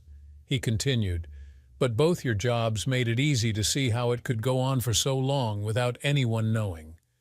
I would learn much later that Joe kept his word. Not only did he fire him, but he cut him out of his will because he had brought shame upon the family name by destroying another man's marriage. The thing Joe could not get over was that it was to one of his own long-term trusted employees. To him, it showed that his own son didn't give a damn about anything or anybody. After cashing the check, cleaning out all of our joint accounts, and paying my bill at Morton's Auto, I went to my children's elementary school. After talking to the guidance counselor for quite a while, the children were called out of class to talk to me. She started to leave to give us privacy. I said it might be best if you stay. I don't want to be in a position where I can be accused of trying to manipulate our children. She asked if I was that sure. I said in this case yes, because my wife Lisa is a social worker for the state. Miss Collins' eyes displayed her shock. I learned that their new Uncle Steve had been renting the upstairs for 4 years. He had originally kept his distance, but over time he seemed to become part of the family. Lisa had introduced him as a distant cousin who had just returned to the area. Although they had never caught them together, they had seen their mother coming downstairs in the morning so much that they assumed they were sleeping together. Mom ended up demanding that we start calling him an uncle, Linda said. I told them straightforward that he was no relation to either one of us. My daughters' faces showed their shock. I explained that Steve was apparently their mother's long-term lover. As a result, we would be getting a divorce. Since I was a trucker, I explained that there was no way I could ever get primary custody, which meant they would have to stay with their mother until I found a new job. Then I would go to court to try to get sole custody of them. The school counselor said that what I had explained was true. I kissed my daughters goodbye and watched them return to their grade 6 class. The school counselor gave me her name and phone number. Have your lawyer contact me so I can give a statement as to what I bore witness to, she said. I've seen too many married men get screwed over in their divorce. I hit a flower shop and asked for a bouquet of the deadest flowers they had. I wanted it packaged and boxed. I had to explain to them that it was a gag gift before they would do it. One of the staff went out to the garbage and brought some back. Will these do? She asked. I said, they're perfect. She boxed them up for me. Taking them back to her home, I laid them on her master bed along with the card my daughters had signed for Uncle Steve and her baby doll that I had cut up with her sewing scissors. I loaded up the tools I wanted to keep into the bed of my truck. After I loaded the suitcases, I threw on a tarp to cover what I was carrying and was tying it down tightly. The tools themselves were worth a lot of money. The neighbor, a real friend named John Scott, walked over and said, I guess you didn't know about Lisa's second husband, as we were all led to believe. Second husband? I questioned. In a common law way, John said. No, I just found out about him today. It's been going on for at least 4 years. We used to work for the same company. I quit today because I want sole custody of my daughters, because I'll need to be able to prove to the court that I will be there for them every day, I said before I continued. When I was driving, he was not there, so there was no way of me knowing unless we were home at the same time, I explained. He's the boss's youngest son. His father found out today the hard way what was going on when I walked in and quit on him without notice. We talked a bit more, and he suggested I pull my truck from the driveway and park it in his garage. He thought that by my observing her tonight, it might give me a glimpse of how I should plan for what would happen later. You can get up before daylight and head out in the darkness before dawn. I thought about it for a few minutes before I accepted it. I'm glad I did. I watched as my wife of 14 years pulled into the driveway. I guess the car had been in the shop getting serviced. She went into the bedroom as soon as she got in to get out of the dress clothes that she wore to work. It stopped her when she saw what was sitting on our bed. She was smiling because she thought it was a surprise gift from Steve. Looking through the binoculars, I got a close-up of the smile of joy appearing on her face. She took the kid's card to their Uncle Steve and set it aside. She reached for the baby doll and picked it up to find it was in pieces. It was a favorite of hers since she had bought it for Steve. She only wore it when she wanted him taking her tush. Why would he do that? Now her face was showing some concern. Why would Steve put it in Heath's bedroom? I could see doubt coming across her face. Brushing off the remaining pieces of the flower box, she opened it up. She was caught by the smell of 24 rotten red roses. For a minute it looked like she was going to throw up. I could tell that she hadn't figured out that I had found out. The puzzled look told me she did not know what Steve was trying to say. I thought she might be thinking that Steve was ending their relationship. I watched my 2 daughters get off the bus to walk toward the front door. Lauren texted me saying, "Calling you, but don't answer with your voice. We want you to hear what we say to our mother. We decided that she needed to hear the truth as you taught us." I explained to our neighbor John what was about to happen when I put it on speaker. "We will have to be quiet," I said, "so we can both hear it." The girls went straight up to their mother's room, who was still trying to come to terms with what I had done. She still did not get the message I had sent. After greeting their mother normally, my daughter began to talk. "Dad had us called out of class today as he wanted to talk to us privately," Linda started. I could see my daughter had gotten their mother's attention just by the look on her face. "We were brought to the school counselor's office. We were puzzled why he was there. You said he would be home around 6. Then he asked Miss Collins to stay," Lauren added. "The first thing he asked us was, 'Who is Uncle Steve, and how long has he been part of the household?' I explained that he was a distant cousin of yours who had moved back into the area," Linda told her. I could see the fear as it formed on Lisa's face. She now knew who had left the message on the bed. "Dad had no knowledge that you had the 3rd floor finished while he was on the road." "You told us it was a surprise for him," Lauren disclosed. "Now we understand that it wasn't.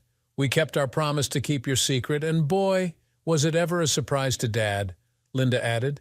"He told us that he didn't know about it being finished until today," Lauren said. "Mommy taught us not to lie, but I guess we have learned to understand that it's only okay for you to lie to everybody in the actual family." Lisa started crying. I could see the tears flowing freely. "Dad did not know about Uncle Steve renting the 3rd floor from us for over 4 years, Linda stated. "We had to explain to him that while he was on the road, you never ever slept in the bed that you and Dad would sleep in when he was home. We knew that because it never needed to be made up before you left for work," Lauren pointed out. Lisa's face went pure white. Her own daughters had outed her because of her own conduct. The simplest thing, like a made-up bed, was bringing her down. She had always stressed that the girls make their bed before starting their day. "We admitted to Dad that we never caught you with Uncle Steve, but we told him we did see you come downstairs regularly from the 3rd floor in the morning when he was not home," Lauren explained. "Dad said that he and you would be getting a divorce because Steve is no relation. He's your mother's long-term lover that she has kept hidden from me. Dad said my wife and your mother has used me apparently for a long time to help support him in a lifestyle designed by them only to fulfill the needs of your mother and him, not for the benefit of us all. That tells me my life with her has been nothing but a lie. He told us that we would have to live with you until he finds a new job. He was going to start hunting because he quit today because he wants custody of us," Linda added. Miss Collins explained later that Dad had no choice but to quit his job because the court would not grant custody to a long-distance truck driver. After he said goodbye, we went back to class, Linda explained. Lisa was sitting on the bed, crying, trying to remain in control. She knew what the girls said was the truth. Heath was making the right move, preparing himself for the fight that was to come. Since she was a social worker, he knew well what the state would look at when the court orders them to give their evaluation. We ended up breaking down, so the school counselor had to pull us out of class for the rest of the day, Linda said. We had a long conversation about it all as she tried to calm us down. We learned that sleeping with another man while married is adultery, Mother, Lauren said. Miss Collins says it's the ultimate insult a couple who are married can give another. It appears that it doesn't bother you. Otherwise, we wouldn't be talking about it, Linda stated. Miss Collins said she wondered why you thought you could get away with living with 2 husbands for so long, Lauren said. I don't have 2 husbands. I have one, Heath, and a live-in lover. Then she saw it from the other side and mentally thought, that's how most see it. Heath, once knowing because of his pride, has no choice but to file for divorce. In his eyes, she had been playing him like he was nothing but a sucker being used. Linda and I had a long talk about you sleeping with another man and decided that you must not only hate Daddy, but both of us too, because that's the only thing that might explain what you did or why you did it for so long, Lauren said. Miss Collins said no human would do what you did to our father if they had any love or respect for them at all, Linda said. Lisa was crying so hard that her body was shaking. She had never expected to be caught or confronted by her daughters about it. Their words were strong and cut into her like a knife. Her own conduct had forced her daughters to grow up.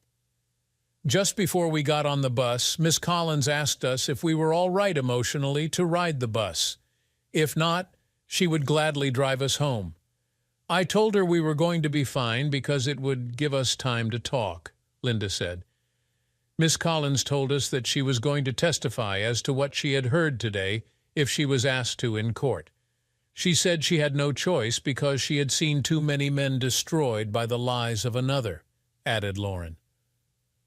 We did a lot of whispering to each other on the bus ride home, and we have decided a few things on our own, Linda stated. Lisa lost it totally and buried her head in her hands. Mom, we may only be 12 years old, but it won't be long until we are old enough to decide with whom we want to live. Miss Collins explained that at the age of 13, we can decide for ourselves with whom we want to reside, and that will be Dad, Lauren stated forcefully. We are going down to call our grandmother to come and get us. I'm sure she'll let us stay with her and Grandpa until our father has figured things out. That way, you and Steve can have the whole house to yourselves, Lauren said. Let go, sis. We got to call Grandma and pack some clothes. Mother, one final question. Were you deliberately encouraging us to have a relationship with Uncle Steve to make it easy for us to accept him as your second husband without our father knowing? Linda asked. Because it appears to the 2 of us that you were. Lisa was devastated. She just sat there and cried as her daughters went down to call her mother, who lived across town. Her daughters had their father's natural insight. They had looked at everything with straight logic and had drawn out their own conclusions. I texted Lisa, stating, "What you found on the bed was done by me. Let your common-law husband know I will be suing him for co-support of you and the 2 children." I watched through the binoculars, her coming to the realization that when I presented her lifestyle relationships, the lies and the hiding of it to the court, she would lose all rights concerning her daughters. Lisa realized she was defeated. There was no happy outcome with this. Heath suing and exposing Steve would ruin both of them. John and I timed it. It took less than 20 minutes before my in-law showed up. John opened his front door just to see if the voices would carry. They did because the voices were so loud they might have been screaming. My mother-in-law was ripping Lisa a good one as she led her granddaughters out of the front door. But it was my father-in-law who put everything into a clear perspective in such a way that it left no doubt how he felt about his daughter's whole situation. I guess with you driving Heath out of your life, as soon as things settled between Steve and you, You will be looking for another long-distance driver to replace Heath, my father-in-law said in pure anger. Steve has already proved he thinks so little of you that he accepts you sharing yourself with others. You have made it clear by your conduct that just one man will never be enough to satisfy your sexual urges. John and I could see that Lisa was devastated by her father's words. She was crying so hard she could not speak. We will be contacting child services in the morning to see how to proceed in this situation, Lisa's mother said. After all, it was our granddaughters who contacted us and told us why they wanted out of this house. They have made me very proud. Someone has clearly raised them right, and sadly, we can't say it's you. John closed the door, walked into the kitchen, and grabbed a couple of cold beers. I followed him. Your daughters read the situation right, Heath? You should be proud, John said. To be honest, when the construction crew was working, Lisa told us you were in need of money and were going to rent the third floor out. The house and land were paid for. I was just taking our time because we didn't need it, I explained. I had remodeled the house from the ground floor up, so we were lied to by her from day one. Steve and she had it all planned. So where did the money come from? John asked. Since we have not received 1 cent of income from day one for that so-called rental suite, I said, I presume it came from Steve's trust fund, and he's paid it back. I took my cell phone out, and I hit Lisa's name on my contact list, and I hit text. John, let me know if you can spot Lisa. I want to send a text, and I need to be told what her response is. A couple of minutes later, he said, got her. She's back in her bedroom and has appeared to have calmed down. I said, I sent it. It was short. It read, Hey 304, to all who come calling. Joe Mitchell and I both want to know, because of the long-term length of your relationship with his son, are Linda and Lauren minors? Joe is going to file a lawsuit to try to find out. Oh my God, she's lost it. She threw her phone at the wall, John said. Now she is lying face down on her bed, crying hysterically. John walked back into the kitchen and smiled. What did you text to her? I just said that Joe Mitchell and I wanted to know if Linda and Lauren were Steve's or mine, I replied. Joe told me that he had been hearing rumors for years that his son was involved with a married woman and that the husband didn't know. As a result, I asked a question that needs to be answered for all concerned. John Smith's face went white. He knew the Mitchell reputation. Joe would go to the Supreme Court to find out what the truth was. I waited half an hour and asked John to observe Lisa again. She was sitting on the living room sofa. I sent her the 5-minute clip of her giving head that I had recorded off of the TV, which ended up showing the man she was servicing's face. It was good old Uncle Steve with the question of who was filming this. I waited for a moment, then texted, I took the disc. When I get to watch it, maybe I will find out, John said. Lisa has lost it again. I don't want to know what you said or did, but she threw up all over the living room rug. I left at 5 in the morning, heading out after I had sent what I had recorded the day before to everyone we knew, friend or foe, with a text that said, This is what I showed to Joe Mitchell when he asked why I had to quit. The second video was also originally filmed on that same floor as the bedroom with someone else's help. Neighbors have openly said that Steve Mitchell is Lisa's second husband. Lisa had told the neighbors that I had agreed to the arrangement. That is not true. I found out yesterday, and I plan to file for divorce and to sue Steve Mitchell for numerous reasons.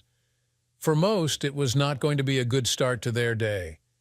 I stopped at the friendly truck stop just at the edge of town and ordered myself a trucker's breakfast. I had backed my truck into its parking spot and could see it out the window at my booth as I ate. I'm sorry, Heath, no man deserves what happened to you, Marion, Lisa's younger sister said. May I join you? I nodded my head in the affirmative, so she sat down across from me. I slowly sipped on the hot coffee.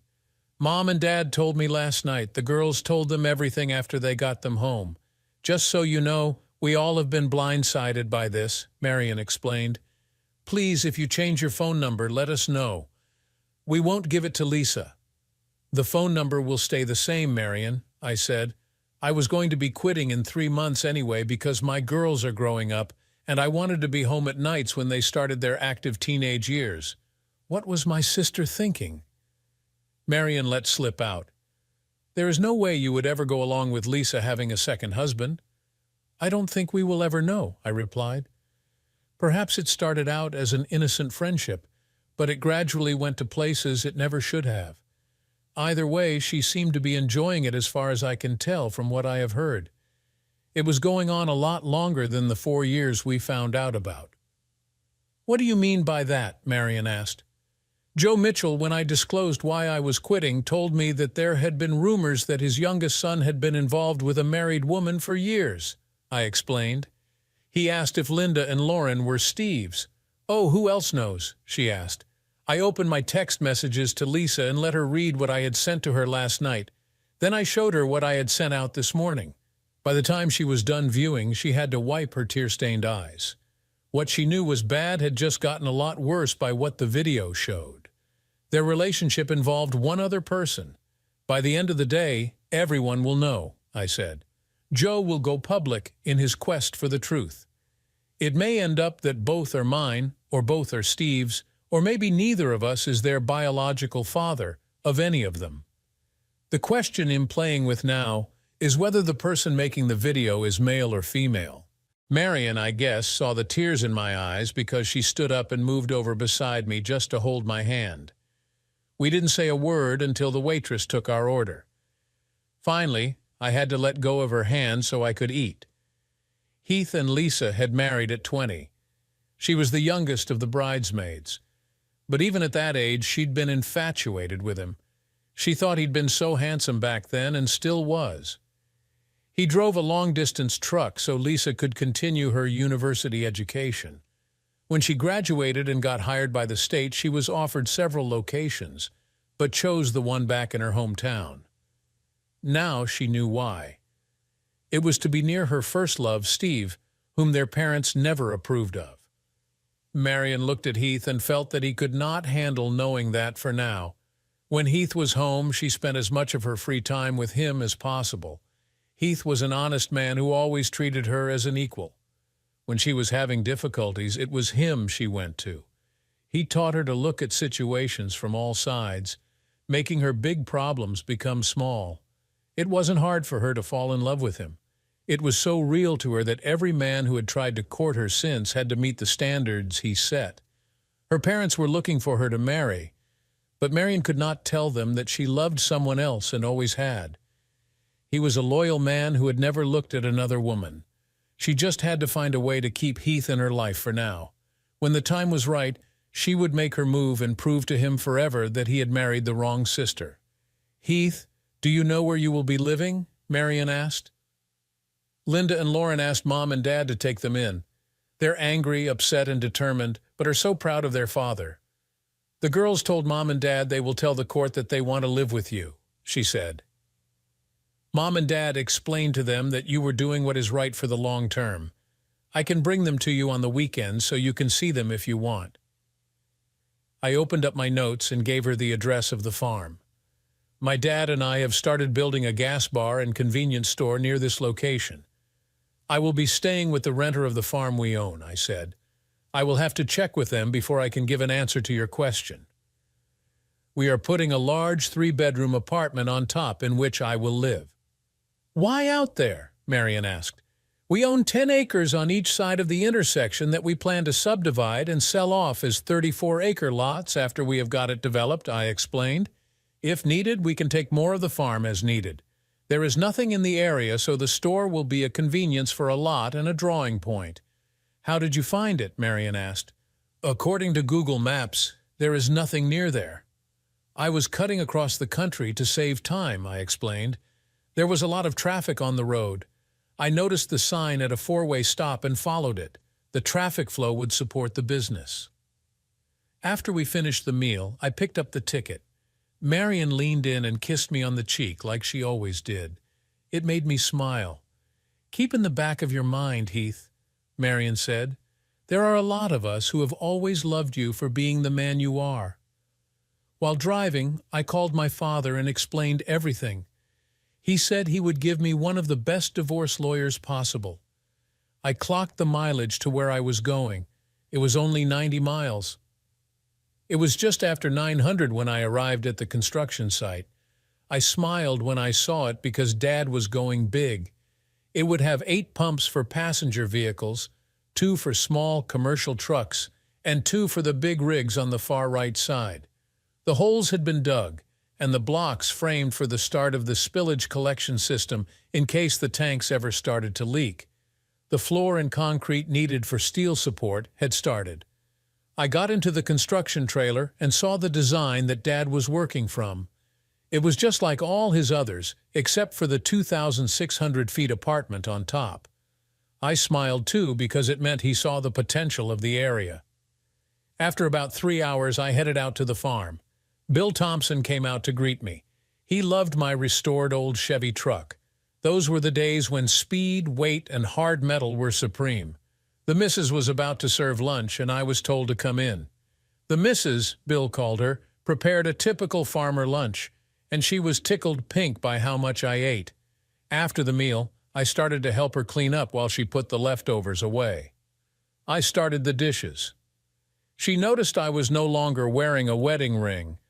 By the time I had dried them and she had put them away, the fresh pot of perked coffee was ready. I spent the next 3 hours explaining how the last 2 days went. Bill said the girls and their aunt would be welcome here. It would be nice to have some young ones around again. It gives me someone to do some grilling for. I texted Marion and said, "You can come every Friday night and go home on Sunday." She texted back, "It's a date." Thursday afternoon, I reviewed the disc on my laptop and the whole shoot. It did not show another face. Using my cell phone as a Wi-Fi link, I sent my father everything, including the address and phone number of Miss Collins. I told him to contact Joe Mitchell to get where Steve will be and when and have him served as soon as possible. Lisa could be served at the social services office in town. I even sent the video file uploaded from the disc. In pure spite, I texted Lisa to tell her ID viewed the whole video and said it was not much to write home about. Other 304S had done better performances. Marion was a tax specialist. Thankfully, it was the slowest part of the year. As soon as the girls got out of school, they were on the road. She had a laugh as they texted their father every 15 to 20 minutes. The 90-mile drive seemed to go quickly. When they reached the construction site, they texted one final time. They drove down the road until they saw him standing there at the end of the driveway, waiting for them. Linda and Lauren jumped out of Marion's car and ran into my arms. Bill and the missus were introduced. I finally learned her name was Betty. The girls loved the room Betty had prepared for them. Bill had shown everybody their rooms while Betty finished preparing a huge dinner. When we were done with dinner, I started cleaning up. Betty watched as my daughters and I did the dishes up so she could put them away. Bill told the girls about the huge swing set, the swimming pond, and the small motorcycles that they could learn to ride if I gave permission. I had been worried about what they would do, but Bill and Betty had it all figured out. After the kids went to bed for the night, Marion and I got to talk. "Heath, it's been a crazy couple of days." "All hell's broken loose," Marion said. "Everything is coming out. Steve was the boy she snuck out to see as we were growing up. That is how long they have been involved with each other." "That explains a lot," I said. "I was safe and secure. Steve was the wild side that she secretly craved. She didn't know that he knew it, and he played it to his advantage. Steve will run and leave Lisa with what she deserves nothing. Mom and Dad talk to child services, and if you give them your permission in writing, they will be allowed to keep them until you find a place," Marion explained. "They also talked to the kids in private, and afterward, we were all told that Lisa, because of her lifestyle, had no way to recommend her getting custody." Marion looked at me and saw the tears running down my face. It had finally hit me. I told her to go and let me work it out, but she refused and stayed with me. Lisa was sitting at the kitchen table reflecting on the last 2 days. Thursday had been a quiet day. Today had been anything but. Joe Mitchell had served her while she was at work. He was taking her to court. He wanted to know if there was a direct DNA link between her daughters and him. The truth be known, it had been years since the twins were conceived. She no longer remembered. Heath had warned her the battle was coming, but after the initial shock, she had written it off as just anger. What had really taken her down was Heath's text message to all their friends and family. She had never seen Steve as her second husband, but as she learned from the lawyer today, legally he was. From the day she moved Steve into her house, he was in a common-law relationship with her legally. After the first year, they had the same legal rights as a married couple. As a result, Heath was going to be successful when he sued Steve. That was as certain. The only question was how much he would be awarded. The lawyer said that Heath was going to be viewed very favorably in the divorce courts because he was being wronged for so long. If she had collected rent during the last 4 years and could prove it by monthly bank statements, things might have been different. As it was, there was no proof that he was contributing to anything in relation to the household expenses. Thus, the court would view him as being a kept man. It was just at closing that the real bombshell hit. Her supervisor called her into the office and laid it all out. She had gone out after hours on Wednesday to a Mr. and Mrs. Claus Brown's residence concerning a custody issue at their request. They explained what had transpired the night before and asked for the state's guidance going forward.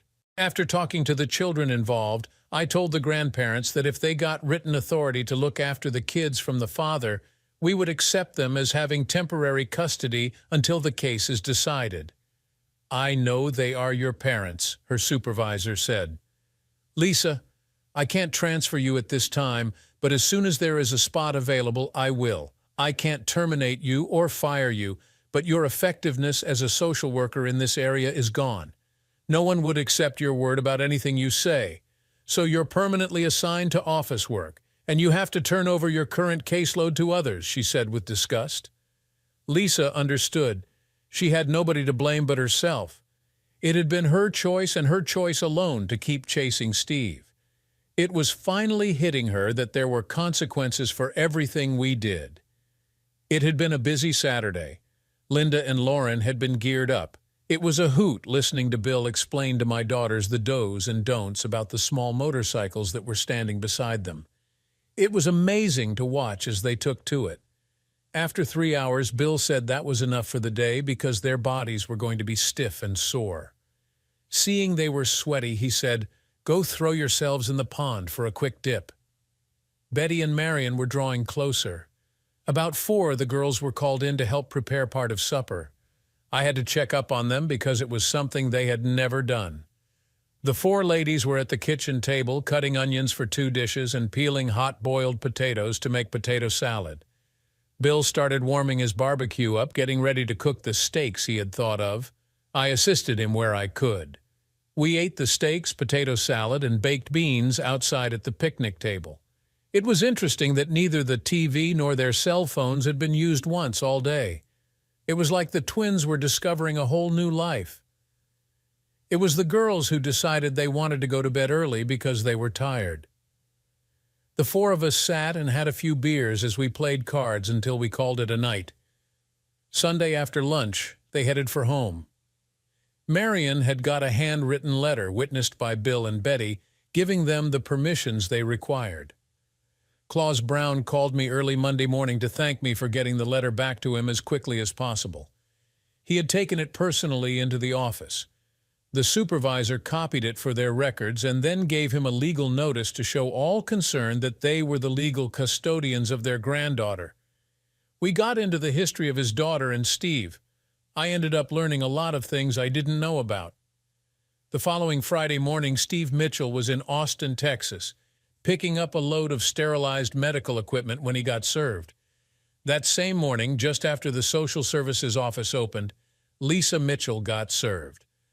I got a text message from Marion asking me for my waist measurements. I asked why. She responded, "So we can go swimming in the pond with the kids." I texted back 34. I was taking a walk in the early afternoon when the cell phone notifications buzzed. It was a text from Lisa. It read, "Have you calmed down enough to talk?" I responded, "Nothing to talk about. Your parents and Marion have told me the history from sneaking out to meet him to now. What I'm trying to answer for myself is, if he has always been your one, why did you marry me?" Not surprisingly, I got no further response. I don't know who was more excited when Marion pulled in with the kids, the 3 of us, or the 3 of them. Marion looked absolutely stunning. Her smile alone was contagious. After hugging me, the girls asked me a question quietly, to which I answered, yes, but only if they agree. As they headed over to greet Bill and Betty, Marion kissed me firmly on the lips, taking me by surprise. I told Marion she had to hear the girls, so we turned to their direction. Somehow Marion slipped her hand into mine. "We were wondering," Lauren said, "if it would be all right for us to call you Grandpa and Grandma," Linda added. Of course, they said, okay, but what surprised us was that Betty got teary-eyed. We learned later that they had no children because she had never been able to conceive. That simple request from my daughters were words she thought she would never hear in her life. After dinner, I told Marion it was confirmed that both Lisa and Steve Mitchell had been served. Then I showed her my last message from Lisa and my response. "You know my sister can't explain her actions," Marion said, "because if she did, she would have to admit the truth about herself to herself." "Enough of your sister, Marion," I replied. "When are you going to find a man capable of loving you as you deserve?" "Don't be surprised, but I already found him," she responded. "My problem is getting him to realize it." Bill and I were both early risers, so we were sitting outside enjoying a freshly perked cup of coffee first thing in the morning. "Heath, Betty is my second wife," he said. "I was first married to her sister, who did me wrong much as Lisa did to you." "You're telling me why?" I asked. "Don't let your hurt keep you from seeing what's in front of you. Marion has been there for you since day one. When you're ready, be sure to ask yourself why." It was then that I started to clue in. Marion was a best friend. Did she want more? If she did, why? "Bill, what made you realize that Betty was interested in you?" I asked. "A cast-iron frying pan over my head," he laughed, "after she caught a neighbor girl trying to flirt with me. Since we could not have kids of our own, we took in foster children for years."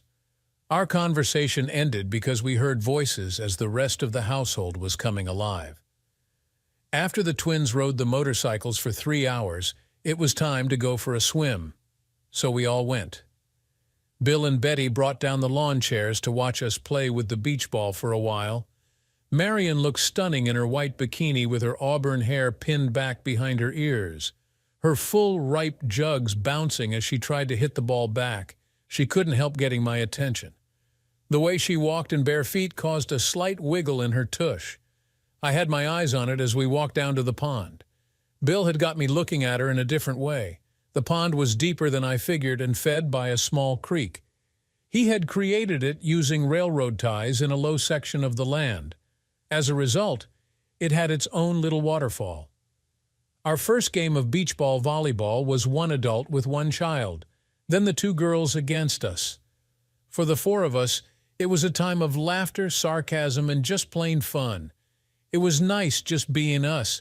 Each of my daughters took turns having me dive under them, then lifting them up so they could dive off of my shoulders. Finally, Bill and Betty said they were going to go start supper. Linda and Lauren decided to go to help them. I dived under the water and came up between Marion's legs, flipping her over. She laughed as she came up with her hair completely wet. Then she moved into me. Looking into her eyes, I saw what they showed for the first time. Not saying a word, I lowered my head towards her as she raised hers to mine. As we shared our first sensual kiss, I realized there was more love shared in that kiss than I ever had with Lisa. "Wow," I said, "that was intense." Marion smiled and said, "You don't know how long I waited for this." She moved in so I could hold her tight. Our bodies pressed together tightly with the water around us up to our necks, our mouths searching out each other in sheer delight, our tongues searching each other's mouths out, creating our own unique dance. We were oblivious to anything around us. Finally, we broke it off when we heard Bill yell, "Supper will be ready in 20 minutes." We broke it off and headed back to get changed for dinner. As soon as we entered the house, Betty knew. "Looks like it's starting to work out." "How did you clue him in?" Betty asked with a big grin. "She didn't." "I told Heath about your wicked right with the cast-iron frying pan," Bill said with a chuckle. The twins heard him say it, and he had to tell them the story of how they had gotten together. It was after supper when the twins had gone to bed. The fresh air and being out in the country were wearing them out. I was sitting on the back porch on a pillowed swing when Marion came out and sat down beside me. I put my arm around her as she leaned against me and said, "Mother figured it out when I brought the twins home last week to her. I seemed happier than I had in years. I guess my poker face wasn't as good as I thought." "How did she take it?" I said. "There must be a lot of concern considering all that's going on." "She asked if it had reached the point that there was something going on," Marion said. I honestly told her no. Then she said, "How long have you been in love with him?" I said, "Since the summer before they got married." "Wow, that long." "And it takes all this for me to notice," I said. "I was expecting a great big lecture from her," Marion said. All she said was, "If it works out, I will get your dad to accept it." Then she explained that our dad had been her older sister's throwaway. She thanks her for that every day. I was kissing Marion goodbye on Sunday afternoon when Lauren said to Linda, who appeared to be shocked, "Aunt Marion has been in love with Dad for years. It took what Mom did to Dad for him to figure it out. If Marion gets her way, they will be married as soon as he's divorced." As they drove away, I found myself asking, "How did my daughter know?" "Heath," Bill said, "let's go for a little walk. I got an idea to throw at you."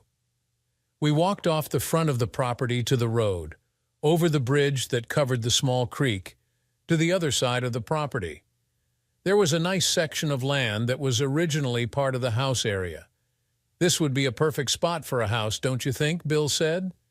That way, Lauren and Linda could come over whenever they wanted to ride the bikes or the horses. "We're buying." "Whose idea was this?" I asked. "Betty and Marion's early this morning," he laughed. "They're going to spring the idea on you next week." Claus called me first thing Monday morning. Joe Mitchell had gotten a court order for blood to be drawn on Lauren and Linda. I had to explain to him what I knew. He was devastated to learn there was a question of paternity. Until then, he believed that Lisa had just been involved with him for the last 4 years.